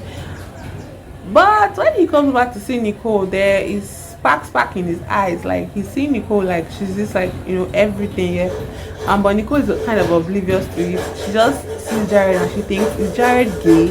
That's the only thing she can think about. Oh, and before this point, yeah, when the battle thing was going on so deeply, at a point, Jared Raymond just had dinner with Jared and just kind of laid it bare that, oh, I am so and so, do you have an issue with this? And Jared was like, no, I don't understand it, but I don't have an issue with this. And it wasn't this flimsy, whimsical, oh yeah, okay, so okay, yeah, so yeah, you are into men. Oh, okay, oh, you're gay. Oh, yeah, like, oh, okay, let's hug it out. And no, he had this measured response to his friends coming out, and there was this seriousness to it that I really appreciated seeing and reading. And I think that also made Raymond like relieved. It wasn't dismissed and it wasn't trivialized, and then it also wasn't too weighed upon, because Jared, level-headed, he's secure in his sexuality. Raymond even like says like, I even like, I was into you for a while, and I thought you were this, and like, no, I'm not gay, I'm not bisexual, I'm not interested in men at all, but I love you. That was Jared said, and it was such a beautiful thing. So when Nicole meets Jared, immediately she sees him with his light skin and his colored eyes, she's like, is he gay? And she's scared, she cannot even see anything, she's just like, is he gay? God, this woman. But Jared has a history. Jared has known Nicole for a long time, and Jared has been interested in Nicole since before she was, like, when he was a freshman in college. Yeah, because she did this beauty pageant. Oh, did I mention Nicole was like Miss Arkansas? When she went for a beauty pageant. That's where most of her trauma came from, and she said it to her therapist. She finally spoke up about it in her therapy, like, when she was running for this beauty pageant in, I think, at the end of high school, early years in college, she now it was only white girls that were competing with her, and she's dark skinned, so they're all like very friendly at first, and they made her feel welcome, and she was very happy. And her mother was against her beauty pageant, because her mother felt like a black girl like her would never be respected and valued by the system, and I feel like her mother was trying to preemptively protect her. But at the end of the day, you just create more scars for your child when you are like boo-hoo, pessimistic, cynical, jaded, and all of that. At the end of the day, you have to let children try things in the world. Yeah, and the world you are coming from, it's not the same world that your children are born into. Yeah, but anyway, she says all of that to the daughter, but the daughter perceived, because her father supports everything she does. Her father is the one that takes her to the beauty pageant. Her father is the one that is in the stands, in the crowd, and all of that. So, anyways, backstage, she's with her friend Candice. So after they come out for their first like presentation as contestants, everybody just like laughing, smiling, and then they go backstage. They're like, okay, your talent, and then Nicole opens her mouth and she sings. She sings her fucking ass off, and all of the girls are threatened. All of the girls, meaning white girls, they're all threatened. And so after they now go on a break, when they come back, she's looking for a dress, a red dress, and she's like, "Where am I? Where is my dress?" And all of the other girls are giggling and pretending that they don't hear her asking for a dress. And then eventually, she kind of she kind of goes to the toilet, and then she sees her dress smeared with literal shit, like shit, and she's shaking and she's crying and she's like horrified, and her friend is just there hugging her. That's Candice. Yes, Candice was there with her. So you know how deep their bond is. Candice was telling her that like you can drop the same or you can just go out there and give the show and all of that. So I think the dress was so beautiful, yeah. And she was telling the therapist and she was crying, and I was almost close to tears as well. And I didn't know what to do, like this is just the issue with our community and colorism. Colorism is a bigger is like a double layer of racism, yeah, that black girls face. It's bad enough that the community that they exist in kind of overlooks them, mocks them for their skin color, and then they have now deal with racism. Like colorism is an offshoot of racism. Yeah, it's a child of racism, so they are similar. So, anyways, eventually she goes on to she gets another dress. I don't know, I don't remember the details anymore, but she gets another dress and she wins the so. And for the first time in their years of meeting each other, the therapist stands up and goes to hug Nicole. Funny enough, she brought this thing up with her mom, and her mom was like, "See, I told you, and that is not what you tell a child now. Like, when a child comes to you with massive hurts, like you don't just dump I told you in their face. Like, Mama, you're not the one there, and you can never ever experience the half of what this girl is going through, having to carry as a child, with a dark skin complexion. Like you don't know the half of it. Okay, you're even light skinned self. So I don't know what you are there telling your daughter, And then another history, that another trauma thing that really, hurt her even more than this pageant stuff was, she says it was when she was way younger. She doesn't think her mother would even remember this memory anymore. But she went out with her mom to a store, and everybody was like kind of admiring the mother and telling her, like white women, yeah, no, or I think other lighter skinned women too. They were like black women, like lighter skinned black women. They're like calling her pretty, saying she was such a beauty and all of that. And then they saw her daughter Nicole, and they're like, oh, she must take her dad's coloring, yeah. Like, and the way they said it, and the way her mother was kind of like, so like, like as if Nicole was a fool to choose the color, that kind of thing. And it's just Nicole just had to sit there in some kind of mockery, as they called her daughter, as her mother's friends called her different kinds of black, like mockery and all of that.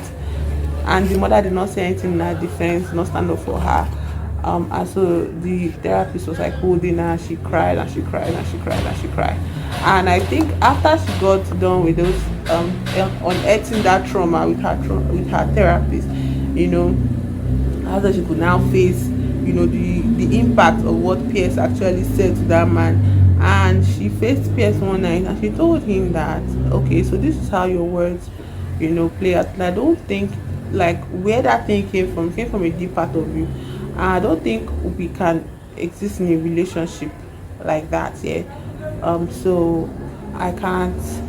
Good morning, ma. So I can't accept your proposal, And he's like, Nicole, think about it. This, that. She's like, no, I can't, And she tries to give him back his ring, and he's like, no, keep it. I bought it for you. Like, that Pierce has a lot of money. Like, keep it. I bought it for you. Do that. But she moves it and she keeps it in her bag. and they go their separate ways. And I'm glad to see Pierce go, because if you read that scene where he talks to that man, it's like, uh, uh. There's a lot of racism. Sorry, there's a lot of homophobia that Raymond also expresses from like straight women. Yeah, um and Raymond, like, I call him bisexual because there are scenes where he's looking at like women, and he's looking at them like, he has a sexual interest in them, like he could pursue a relationship with them. But because he was caught up in this DL nonsense with Basil, yeah, he did not really give it a chance. And I'm talking about the relationship that he could have pursued with his boss, but it was just like, too close of a time. And his boss now even told him that she's a person that has like three different relationships with three men, and she keeps them separately so that they will not stress her life. And like, okay, okay, okay. Also, this air of religion all over the whole story that I did not like. I think the author was trying to incorporate this whole fact that, the issue is not religion, the issue is homophobic Christians. And it's like, Christianity, the bedrock of Christianity is homophobia. Christianity as a religion does not accept queerness. Like, everything Christian is misogynistic, sexist, and therefore cannot accept difference. Okay, God is patriarchal. Okay, he's a patriarchal figure written by patriarchal men for patriarchal oppression.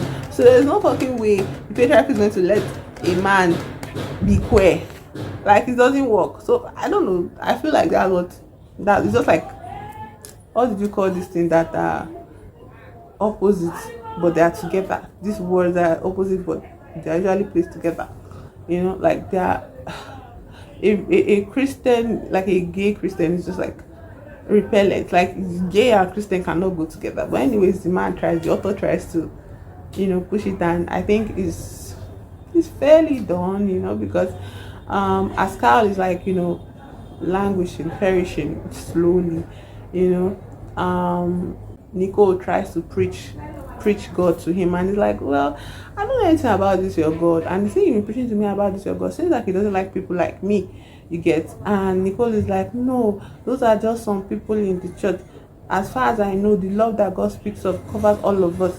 And Kyle says things like, it's your God that made me gay, so I'm happy the way I am. I'm proud of where I am because God did not make a mistake with me. Like, that kind of thing, yeah. So anyways, but Kyle is dying, and okay, eventually Jared, walks pulls so many strings, and somehow Raymond is able to locate Kyle's father, and he goes to meet Kyle's father, and he says, oh, your son, this and that. Here's the ticket, come and meet him on so day.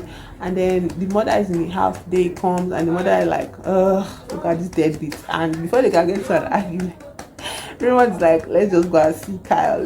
So the mother steps out, and Kyle is like, I want to talk to him alone. So Raymond leaves him in the house, and the both of them are talking. And then Raymond, by this time, being Kyle's primary caretaker, he still starts to see a lot of Nicole, and they start to reconnect. Their friendship starts to come together. Yeah, they start to find themselves. Their friendship starts to link up, and all the updates on her life. She updates him about her engagement, and then she updates him about the engagement ending, and then he updates her about his job and his life. This day where Carl reconnects his father, this man is outside with he took a walk, yeah. He takes a walk, and he goes around New York Village. I don't know what it's called, but like by the time he comes back, Peach is crying. Peach is Kyle's mother's name. Peach is crying in the living room. The father is also crying, and it's like Kyle has passed away. And this begins a very dark, cycle for Raymond. By this point, though, he has dropped his deal nonsense, because the last time he met with Basil, he came to New York and all of that because of Kyle, but like he met up with Basil, and they're like having a good time in his New York apartment, blah blah blah. Then in the morning, they slept together, they didn't have sex the night. So in the morning, as they were sleeping together, Basil's girlfriend comes into the house, and she's like calling for him, and Basil like shoves Raymond into a closet with his clothes. He's not even wearing anything, he's just wearing boxers. And Raymond stays in the closet and it's like, don't worry, I'll send her away. Raymond stays in that closet and watches Basil have sex with the girlfriend. And when they are done and she cleans up, he's still in that closet till this woman leaves the house. He now comes and opens the door for him. Like when he's sending her off, Basil just opens Raymond opens the door, dresses up and leaves through the other side of the house without anybody knowing. Yeah, and Basil doesn't call him, just leaves him like that. Yeah, doesn't call him, doesn't try to speak to him and all of that. So anyways, Kyle passes away, and I think Basil is trying to reconnect, but he's like, no, I'm not interested. You get that kind of thing, like I don't want, like that's the end of it and all of that. So anyways, Nicole knows the girlfriend that Basil is hanging out with, and she's a good acquaintance, like a colleague. She's also a singer. And Nicole tells Raymond that I think I'm going to have to tell Diana about this your friend because they are updated on each other's life. Yeah. So and Raymond returns back to Atlanta, but he's stuck in his apartment. He can't go to work, he can't sleep, he can't eat, he can't do anything, he's just stuck. So Nicole now tells him that I haven't told anybody this, but I've been seeing a therapist and I think you should too. Okay. And he takes her advice. But the therapist he meets with is a white woman. And I don't like the way the few white characters in this book start to say, but you are being racist too. Like this ideology, this thought of yours is a racist thought. And it was a white person. I'm like, I don't agree with that. Even Pierce too accused Nicole of being racist too in her thought process in their past conversations, and since I started to see a therapist, he's talking to somebody else. And Jared now begins to make a move on Nicole, and he's telling her he likes her, and she now asks him that, are you gay? And he's like, no, I'm not gay.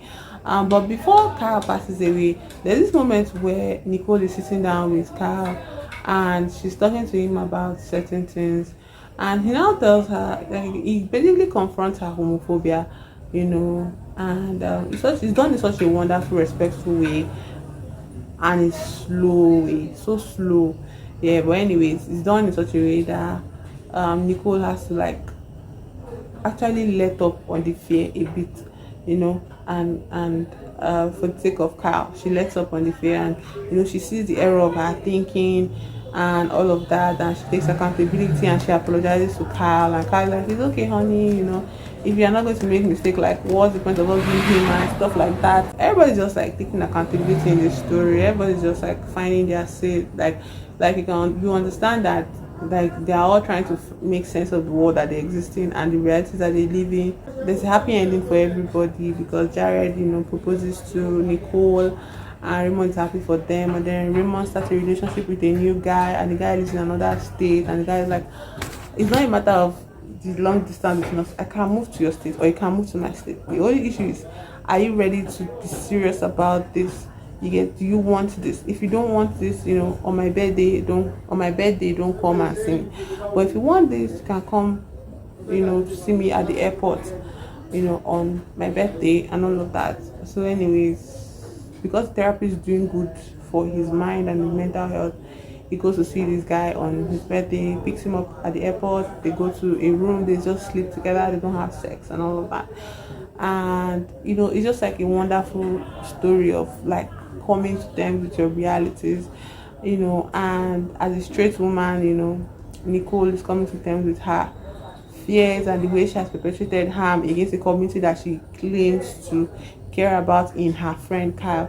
You get, and it's like I like the fact that the straight black woman was made to come to terms with her fears. She was not coddled, although the story drags a lot. Yeah, the story really drags a lot, but it was done with so much love, written so much attention, and experience and well-researched conversations, that needed to be had between Nicole and Raymond, and between Nicole and Pierce, and between Kyle and Raymond, and Kyle and Nicole.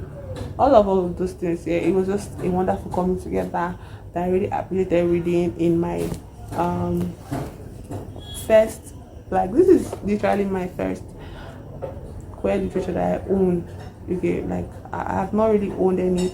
I've only read like online stories, like I download PDFs or ebooks online and I read them or whatever. But this is my first physical copy of a queer book, and it was worth it. I'd rate it like 3 stars. I rated 3 stars. Yeah, I don't know if the review made sense like at all. I just want to talk about the book, so I've talked about the book.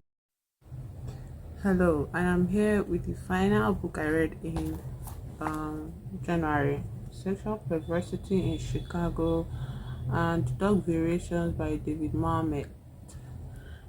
These are two plays actually. So the first one is Sexual Perversity in Chicago, and to be honest, I don't know what it's about. Yeah, I read it, and I guess I have to read more plays to kind of get what they are, what the writer is getting at beyond the obvious. Because it's kind of, and it's also like comedic in a very dark way. Is this random man named Bernie? He's at the bar. He tries to pick up a girl, Deborah, and she rejects him, and he starts going on this tirade of women and all how they are, so teasers, that derogatory word, then slut, then whore, then all of that, saying it to her. And then after he says that particular word, she goes, oh, okay, I'm sorry. And I'm like, wait, what year was this written in? Like what year? And then the Benny mentions 1976, that oh, this year is the year 1976, and it's the year where women, they want to vote, they want to be in public spaces, they want equality my balls, all of those stuff. And then one thing about Bernie is that he has a friend named Dan. Yes, Danny. So Danny is younger, and he sees Danny as kind of his protege. Yeah, even though Danny does not explicitly say it that Bernie is his mentor. Yeah, there is this dynamic. It's a play now, so we're just going off of two people speaking like as if it were real life or something. Yeah. um so it's a very up and down play. Okay, Danny listens to Bernie just go on and on and on and on, and the way he listens to Bernie, he doesn't interrupt him, doesn't disrespect him, even though Bernie seems like someone that is suffering from PTSD, because um he has a lot of different kind of PTSD. Yeah. There's PTSD from serving in Korea. There's PTSD from his childhood, because at some point, they're talking about going to the cinema after Danny experiences heartbreak or a breakup with Deborah. So how did that happen, first of all? So Danny, how did he even meet Deborah? I think they were somewhere, and they were checking each other out, and Deborah was telling her roommate. So Deborah has a roommate called Deborah's roommate is Joanne. So Deborah has a one night stand with Danny, and it seems as if the way they are speaking is as if, oh, Deborah wants to like leave, and Danny's like, he doesn't like, Danny is as if he gives all this energy of okay, so the deed is done, you want to go or something, and she's like, are you chasing me out? And it's like, I'm not chasing you out. And she's like, can I send? It's like, yes. And he's like, I can even make you breakfast and all of that. And so they're somewhat, there's a bit of affection there, where they kind of fall into a relationship with each other. It's funny because you never know where this play is going. Why are we caring about, like, nothing makes sense actually to me. So Deborah and Jane and Danny, they fall into something of a relationship, and Danny goes to work to meet Bernie, and Bernie's talking about how women this, women that, and then it's kind of implied that he knows that, or Danny told him, that Danny has already mentioned that he's in a relationship with a woman, and then Bernie starts to warn him about women and how they are this and how they are that, and he's warning him. But you the way Benny speaks, you feel like he's all back and no bite, you get, but like his words are very biting too. The way he talks about men is very biting to read, but and you think maybe Danny has an issue with you, because at some point when he starts to like really go in on Deborah and how she's this and she's that, Danny kind of checks him, but not really. It's just like this small thing that Benny's like, oh, okay, and he backs off. Yeah.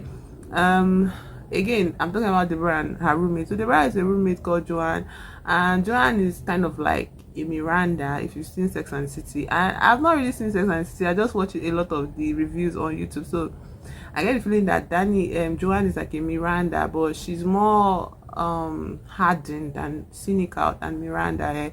There's nothing comedic about her. She's very serious actually, and her seriousness, extends to her belief that Deborah is wasting her time with Danny, and that Danny is a waste of space. But Deborah is like, she kind of prevents Joanne from, talking too much about Danny. Well, unfortunately, every time Daddy comes to see Deborah, it's always Joanne he meets first, and she's not friendly at all. She doesn't want to offer him a seat. She doesn't invite him inside. She gives him a seat outside. The other time she invites him in because Deborah says that's her boyfriend. You can feel her disapproval, yeah. So Danny and Deborah, their relationship is going all heated and all fast, to the extent that Bernie cannot even be himself around Danny anymore. So he starts talking to another protege. Like, he just sees younger men in the office because they're working in an office. They file a lot of papers and all of that.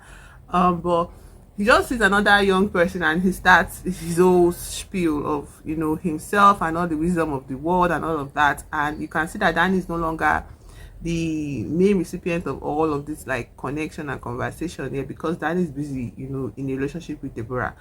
And the relationship is going so well that one day at lunch, Deborah tells Joanne that I'm moving in with Danny, and Joanne is like, it's a waste of time, you come back, it's like, don't do it basically. But Deborah is like, all angry, like, why are you like against my relationship, all this kind. She doesn't say that in so much words here, but she is giving up that energy to Joanne, and Joanne is just like a sour puss basically. When you read Joanne, she's like sour about it, she's angry about it because she herself doesn't have a relationship. But I don't think it's because the way the rest is as if, oh, because you don't have a relationship that has worked, or you don't have a man right now. But the way Joanne is coming off of it, it's coming off that she has had a lot of experience and she feels like she has already seen that men are not shit and all of that. But she doesn't have this also. She also doesn't have this empathetic approach towards such delivering of wisdom. Like, she's not empathetic to Deborah. She doesn't. It seems as if she sees Deborah as somebody that doesn't have sense because she's young and she's more naive and more open, wide-eyed about romance and love and all of that shit. But then when Danny and Deborah now moving together, and then you start to see Deborah has some kind of quirks, because like, remember when Benny called her that name and she was like apologetic and she wanted to like hang out with him, and he was like, no, I reject you, and he left her there at the bar. But like, so it's like that Deborah has some quirks in her brain. Like, she has some weird mental understanding of relationships and men in general. But like, when she's with Danny, Danny has this feeling, because like, you almost think Danny is kind of like your average guy, but it's like, why do you spend so much time listening to Bernie's bullshit? And it's like, well, an average man is like that, yeah, and they might have some good sides of them, but I don't know, the inherent programming of the way men to men dynamics work and the way men like see the world, an average guy is not entirely harmless, you get. But like, it's not like he harms Deborah, he's kind of like just a reactor to Deborah's like aggressive attacks on him. She kind of gives off this controlling energy in their relationship here in the house when they're living together. I won't say she's controlling, to be honest. She's just very harsh. Okay, she does not have empathy, and she never tries to consider Danny as somebody that might not be able to take her. When some people have this very brash personality, and the everything they say just feels as if it's a fight because they don't have this. I don't want to use the word soft, because the way women are bound to being soft, while men are supposed to be, but like, it's reverse here, because she's absolutely not soft. She doesn't say anything softly. She makes demands on Danny, and the only view into their relationship that we ever get before they as predictably break up is, let me just read out a little bit of Danny and Deborah's conversation, so you have an idea into the way Deborah and Danny interact. So Dan and Deborah at their apartment in the midst of an all-night argument, which is what they do a lot. Deborah, oh, shut up. I should shut up. Who is talking for the last 12 hours straight, huh? Deborah motions him away in disgust. Blah blah blah blah blah. Jesus, some people go home with the tribune. You go home with me. Everything's fine. Sex, talk, life, everything. Until you want to get closer in quotes, to get in quote better. Do you know what the fuck you want? You push me. Why can't you just see for what it is? What? Us. And what is it? What it is, no more, no less. And what is that? Don't give me this. Don't give me that look messy. Or you're gonna what? Remember that. Let's continue. I don't mind physical violence. I just can't stand emotional violence. Pause. I'm sorry, Deb. Pause. I forget who I'm talking to. I'm sorry. You're very good for me. Come here. No, you come here for Christ's fucking sake. You want comfort? Come get comfort. What am I, your toaster? That's very good. Good. Get it out. Let it all out. You can't. We've established that. I try. You try and try. You are misunderstood and depressed. Now that is it. And you are no help. No, I'm a hindrance. You're trying to understand women and I'm confusing you with information. Quote, can't won't do it. Quote, fuck won't do it. No more magic. What are you feeling? Tell me what you are feeling, jerk. Now, this is Deb alone. My mother used to tell a story about how I came into the kitchen one day while she was preparing an important dish. I was about 4. I said, Mommy, can I have a cookie? And she, for some reason, misunderstood or misheard me and thought that I said I wanted a hug. So she gave me a hug and I said, thank you, Mommy. I didn't want a cookie after all. You see, what is the sublimation of what? What signifies what? Okay, so yeah, that is a bit of insight into Danny and Debbie's relationship and their dynamic and Deborah's mental state, because Deborah is a person that comes off as I'm not like the other girls, and she lets it be known in their conversations. Like she says, so this is a conversation. Dan and Deb are in bed. Danny starts. So tell me what? Everything. Tell me the truth about everything. Menstruation. I know you're holding out on me. It will be hard on me if it got out. I swear. It's under our conscious control. I knew it. You just do it to drive you crazy with the mess. I just knew it. Now you tell me some. Name it. What does it feel like to have a penis? Strange. Very strange and wonderful. Do you miss having tits? To be completely frank with you, that is the stupidest question I ever heard. What man in his right mind would want tits? You're right, of course. Ask me if I like the taste of sperm. Do you like the taste of sperm? Do I like the taste of sperm? Yes. Dan, I love the taste of sperm. It tastes like everything good, just coming out of your penis. The junior prom, an autumn afternoon. Danny asks, it doesn't taste a little bit like Clorox? Deborah, it smells like Clorox. It tastes like the junior prom. Pause. See what you cheat yourself of? Yes. Then Deborah says the word, the F slur, and there's a pause. And Danny continues, do you ever fantasize about making love with other women? Do you fantasize when we make love? Deborah asks. The last time we made love, I fantasized about other women. Deborah is saying. Then Danny continues, the last time I masturbated, I kept thinking about my left hand. Did you? Yes. Did you? Yes. Pause. I love making love with you, Danny says. I love making love with you, Deborah says. Danny, I love you. Deborah responds, does it frighten you to say that? Yes. It's only words. I don't think you should be frightened by words. So eventually, let me just tell you how the story ends, yeah. Before I get to Bernie's PTSD, yeah, Danny and Deb break up. Deb moves back to her apartment, and Danny and Bernie are on the beach, and they're ogling women in bikinis and swimsuits, and they have the strangest conversation, yeah. But before that, before I end this review on this play, let me now read out some things, yeah, about our characters. Let's read out Bernie's PTSD stuff. So Bernie's PTSD stuff is it starts from a harmless conversation when Bernard and Dan are shopping for a gift at the toy department at Marshall Fields. I don't know where that is. It's probably in the mall in America, obviously. So Danny starts the conversation. Whose birthday? My nephew Bobby. Benny replies. How old is he? Going to be 6. Will you look at that? What? They got a fucking fruit at the games counter. I can't believe this. In the midst of the toy department, at the games counter, talking to the kids all day long. A fairy. So I felt like fruit, as in what's wrong with fruit? And I remember, fruit is another word that the streets used to, mock gay men or something like that. Yeah, a fairy. And Danny replies, yeah. And Benny continues, one of those motherfuckers grabbed me when I was Bobby's age.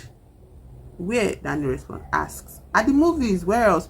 We're all wondering what old guy is doing at the cartoons. And he sits down at the end of the row. And halfway through, he reaches over and grabs my joint. Reaches over another guy and grabs me by the joint. And Danny asks, was he rough? What?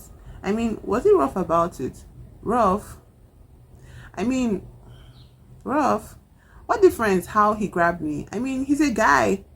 Yeah, and I'm a guy. But at the time, I was only a kid, for Christ's sake. You ever do that stuff when you were kids? What stuff? Stuff with other kids. And this Benny asking, teasing? Like teasing the girls, looking up their panties and so on. Danny, no, I mean when you were really young kids, fooling around with the other kids, the other boys.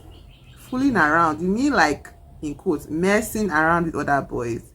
Fuck no, I didn't mean that. I just meant, pause. You mean fooling around? I don't think Benny gets it. Sure, who didn't? Danny responds, yeah, shit, we all used to fuck around. Right. Even when we were little, shit. I mean, you learn when you're young, right? Right. No, not right. And what you learn, that's what you know. Am I right? Danny responds, 100%. It's all in your, Benny says, head. While Danny says, approach. At the same time, it's in your what? Benny asked. Approach? Right.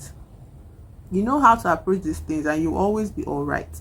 Danny is saying. Then Benny says, response. You don't learn right when you're young. Those, I don't know if I can say this word, but see suckers ruin your life. That is like, who? Anybody ruin it quicker than you can turn around. Take you and that now says, take you and the guy in the movies, for instance, like adding to the conversations, and then he goes, what do you mean? Just that if you had been a little older, yeah, or maybe the guy, if he had been a little younger, what are you fucking talking about? I'm saying that if the circumstance, what fucking circumstances, some F-slug where got the hot for my joint at the cartoons.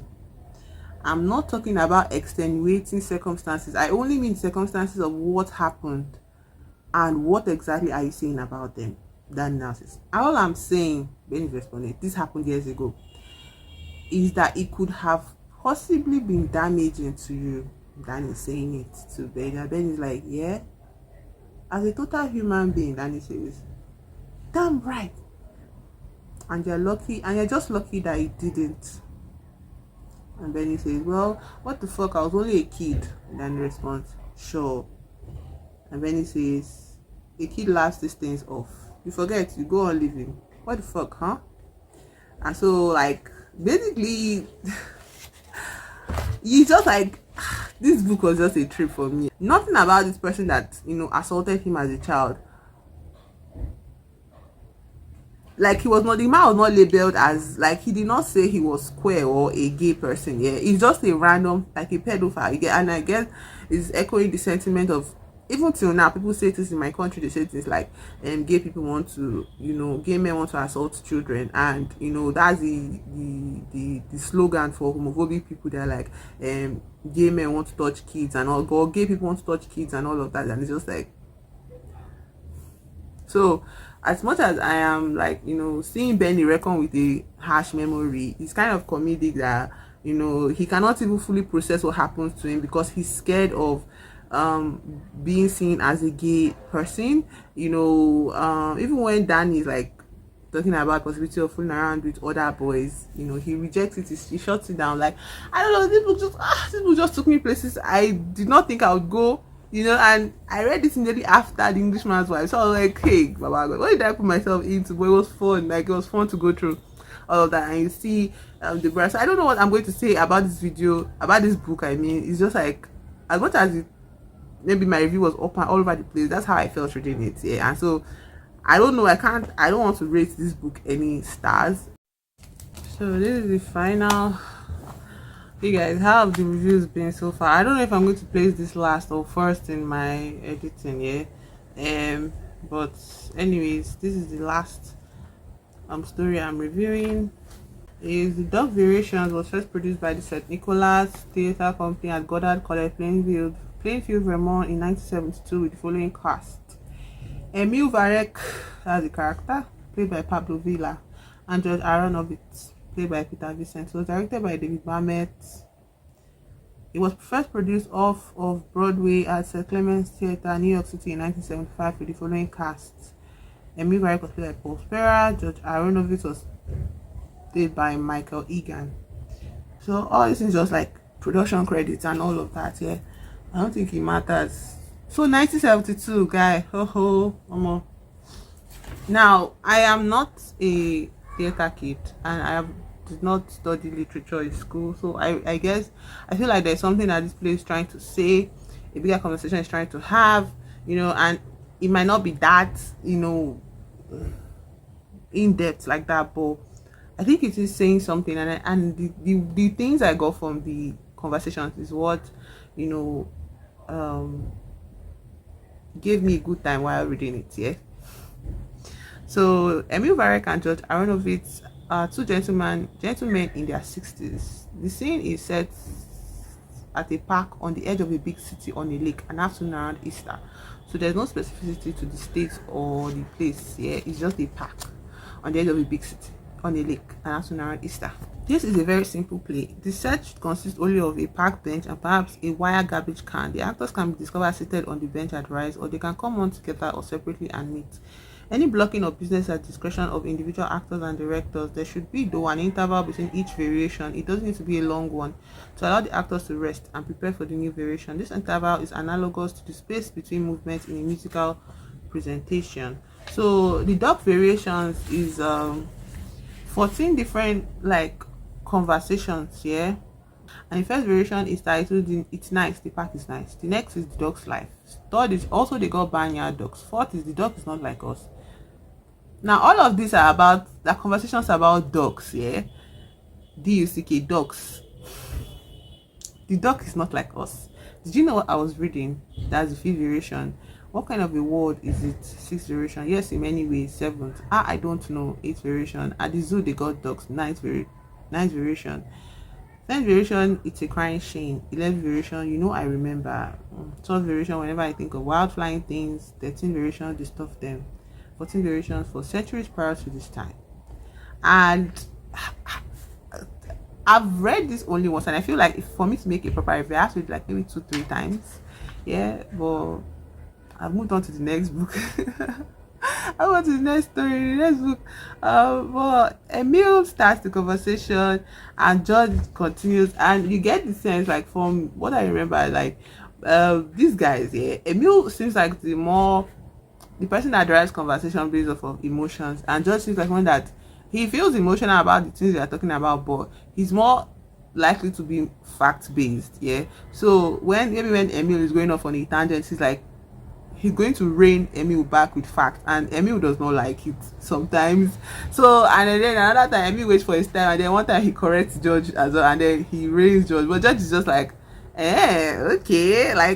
so the dynamic is quite interesting, and I like the way they found 14 different ways to speak about dogs. Yeah, and it's mostly about the seasonal variations of dogs. When I think about it, seasonal migrations, what I say, very seasonal migrations of dogs, hunting season of dogs, how dogs, were how the both of them sitting down now looking at birds in the sky is reminiscent of Grecian times, or Greek philosophers, and how they came out as well and sat down and looked at the sky, and they were able to form schools of thought, and all of that. So I don't know which one. I cannot read all of them, obviously, so I'm going to pick maybe two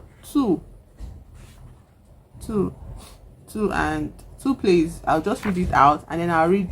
I want to read the final variation. Whenever I think of wild flying things. 14th is that conversation I just had about Greek philosophers.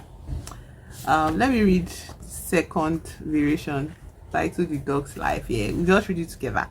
So George starts the conversation. The dog's life is not all hearts and flowers. He's got his worries too.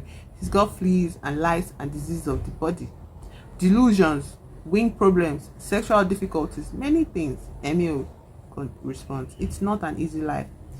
Only the beginning, George is saying now. The dog is at the mercy of any element in the vicinity. Sunspot, miscarriage, inappropriate changes in the weather. Yes. Hunters, blights, tornadoes, traps, any number of airplanes, Emil responds. Small, vicious children, chainsaws, and of course the blue heron. Now, Emil is like, blue heron, the hereditary enemy of the duck. Yeah, it's what they call symbiosis. They both live to ensure the happiness of each other. The blue herons eat ducks, and the duck, yes, the duck's part of the bargain is to be eaten by the heron, is to, well, it slips me for the moment, but it's not as one-sided as it might appear. Nature has given the duck speed and endurance and the art of concealment. She has made the heron large and unwieldy and blue to be able to spot at a distance. On the other hand, he has the benefit of size and occasional camouflage should he come up against something blue and shaped like a bird, Emil says. Not always necessary. The battle between the two is as old as time. The ducks propagating, the herons eating them. The herons multiplying and losing great numbers to exhaustion in the never-ending chase of the dog. Oh, shut up. Each keeping the other in check down through history until a bond of unspoken friendship and respect unites them, even in the embrace of death. George, I think you are being excessive here, and I call George not emotional. Well, Emil continues. So why do they continue to fight? Survival of the fittest, the never-ending struggle between heredity and environment, the urge to combat, old as the oceans, instilled in us all. Who can say to what purpose? Who? George says. We do not know, but this much we do know. As long as the dog exists, he will battle day and night, sick and well, with the heron, for so is it writ. And as long as the sky is made dark with the wing of the monster bird, the heron will feast on the dog. That's the end of that conversation. So this conversation is like, I think George is being a bit he's being unfair in his judgment, because he says something, he says they are both enemies, and then he calls it symbiosis. Symbiosis is when both of them are equally benefiting from a relationship, like the egret and the rhinoceros, you get, or the egret and cattle, you know, like that is symbiosis. I don't eat you, you don't eat me. I take care of the bugs on your back, I feed on the bugs on your back, and you don't come down with sicknesses that these bugs can cause you. So it's like, what is symbiotic about a large predator with wings and, you know, a unwieldy, like huge weapons for bills? Like, how is that equal to the dog's, you know, limited anatomy? You get, like, dogs, I imagine, only have power in numbers. Yeah, so if one dog faces off with one heron, he's not going to win. Yeah, so George, I think you are wrong. But Emil, I think Emil doesn't know much about this, so he just listens and he like chips in one or two. So the 14th variation, for centuries prior to this time, Emil starts. You know, for centuries prior to this time, man has watched the birds. George goes, I still watch them. To obtain the secret of flight, we are better off without it, George says. Yeah, they'll go to their graves with it, Emil says. The ancient Greeks used to sit around all day looking at birds. Yeah, George asks. Oh yes, they'll take a chair and go sit and look at them. Just watch them all day long and wonder. I too would wonder. A crumbling civilization, and they're out in the park looking at birds. George. And we will continue. These were the ancient Greeks, old men, incapable of walking, of no use to their society, just used to watch the birds all day. First light to last light. First light, go watch birds. Last light, stop watching birds, go home. Swallows, falcons, forerunners of our modern birds, and the forerunners of our modern states. Greeks, birds, used to sit out all day long, sit on a bench and feed them. Give them a little bit of, George says, rice. Rice, yes. History is not completely clear on that point, but we can imagine rice. For the sake of argument, rich, sleek birds of prey and fat old men, George says. Emil continues and finishes. Watching each other, each with something to contribute, that the world might turn another day, a fitting end to some very noble creatures of the sky, and a lot of Greeks. And a lot of Greeks. So I don't know. The story is interesting. I feel like reading more variations, but I think those are the two that are really, you know, interesting to me, Sha. And when you start from the federation to the final variations, you get to see the dynamic between George and Emil. I think that's also very interesting to read. So yeah, this was fun. this was a fun month for reading for me. I was able to get through all these books. I really didn't think I would, but I did, and I'm so proud of myself. Although those books are not like heavy books, yeah. This video, I don't know what to say about this video.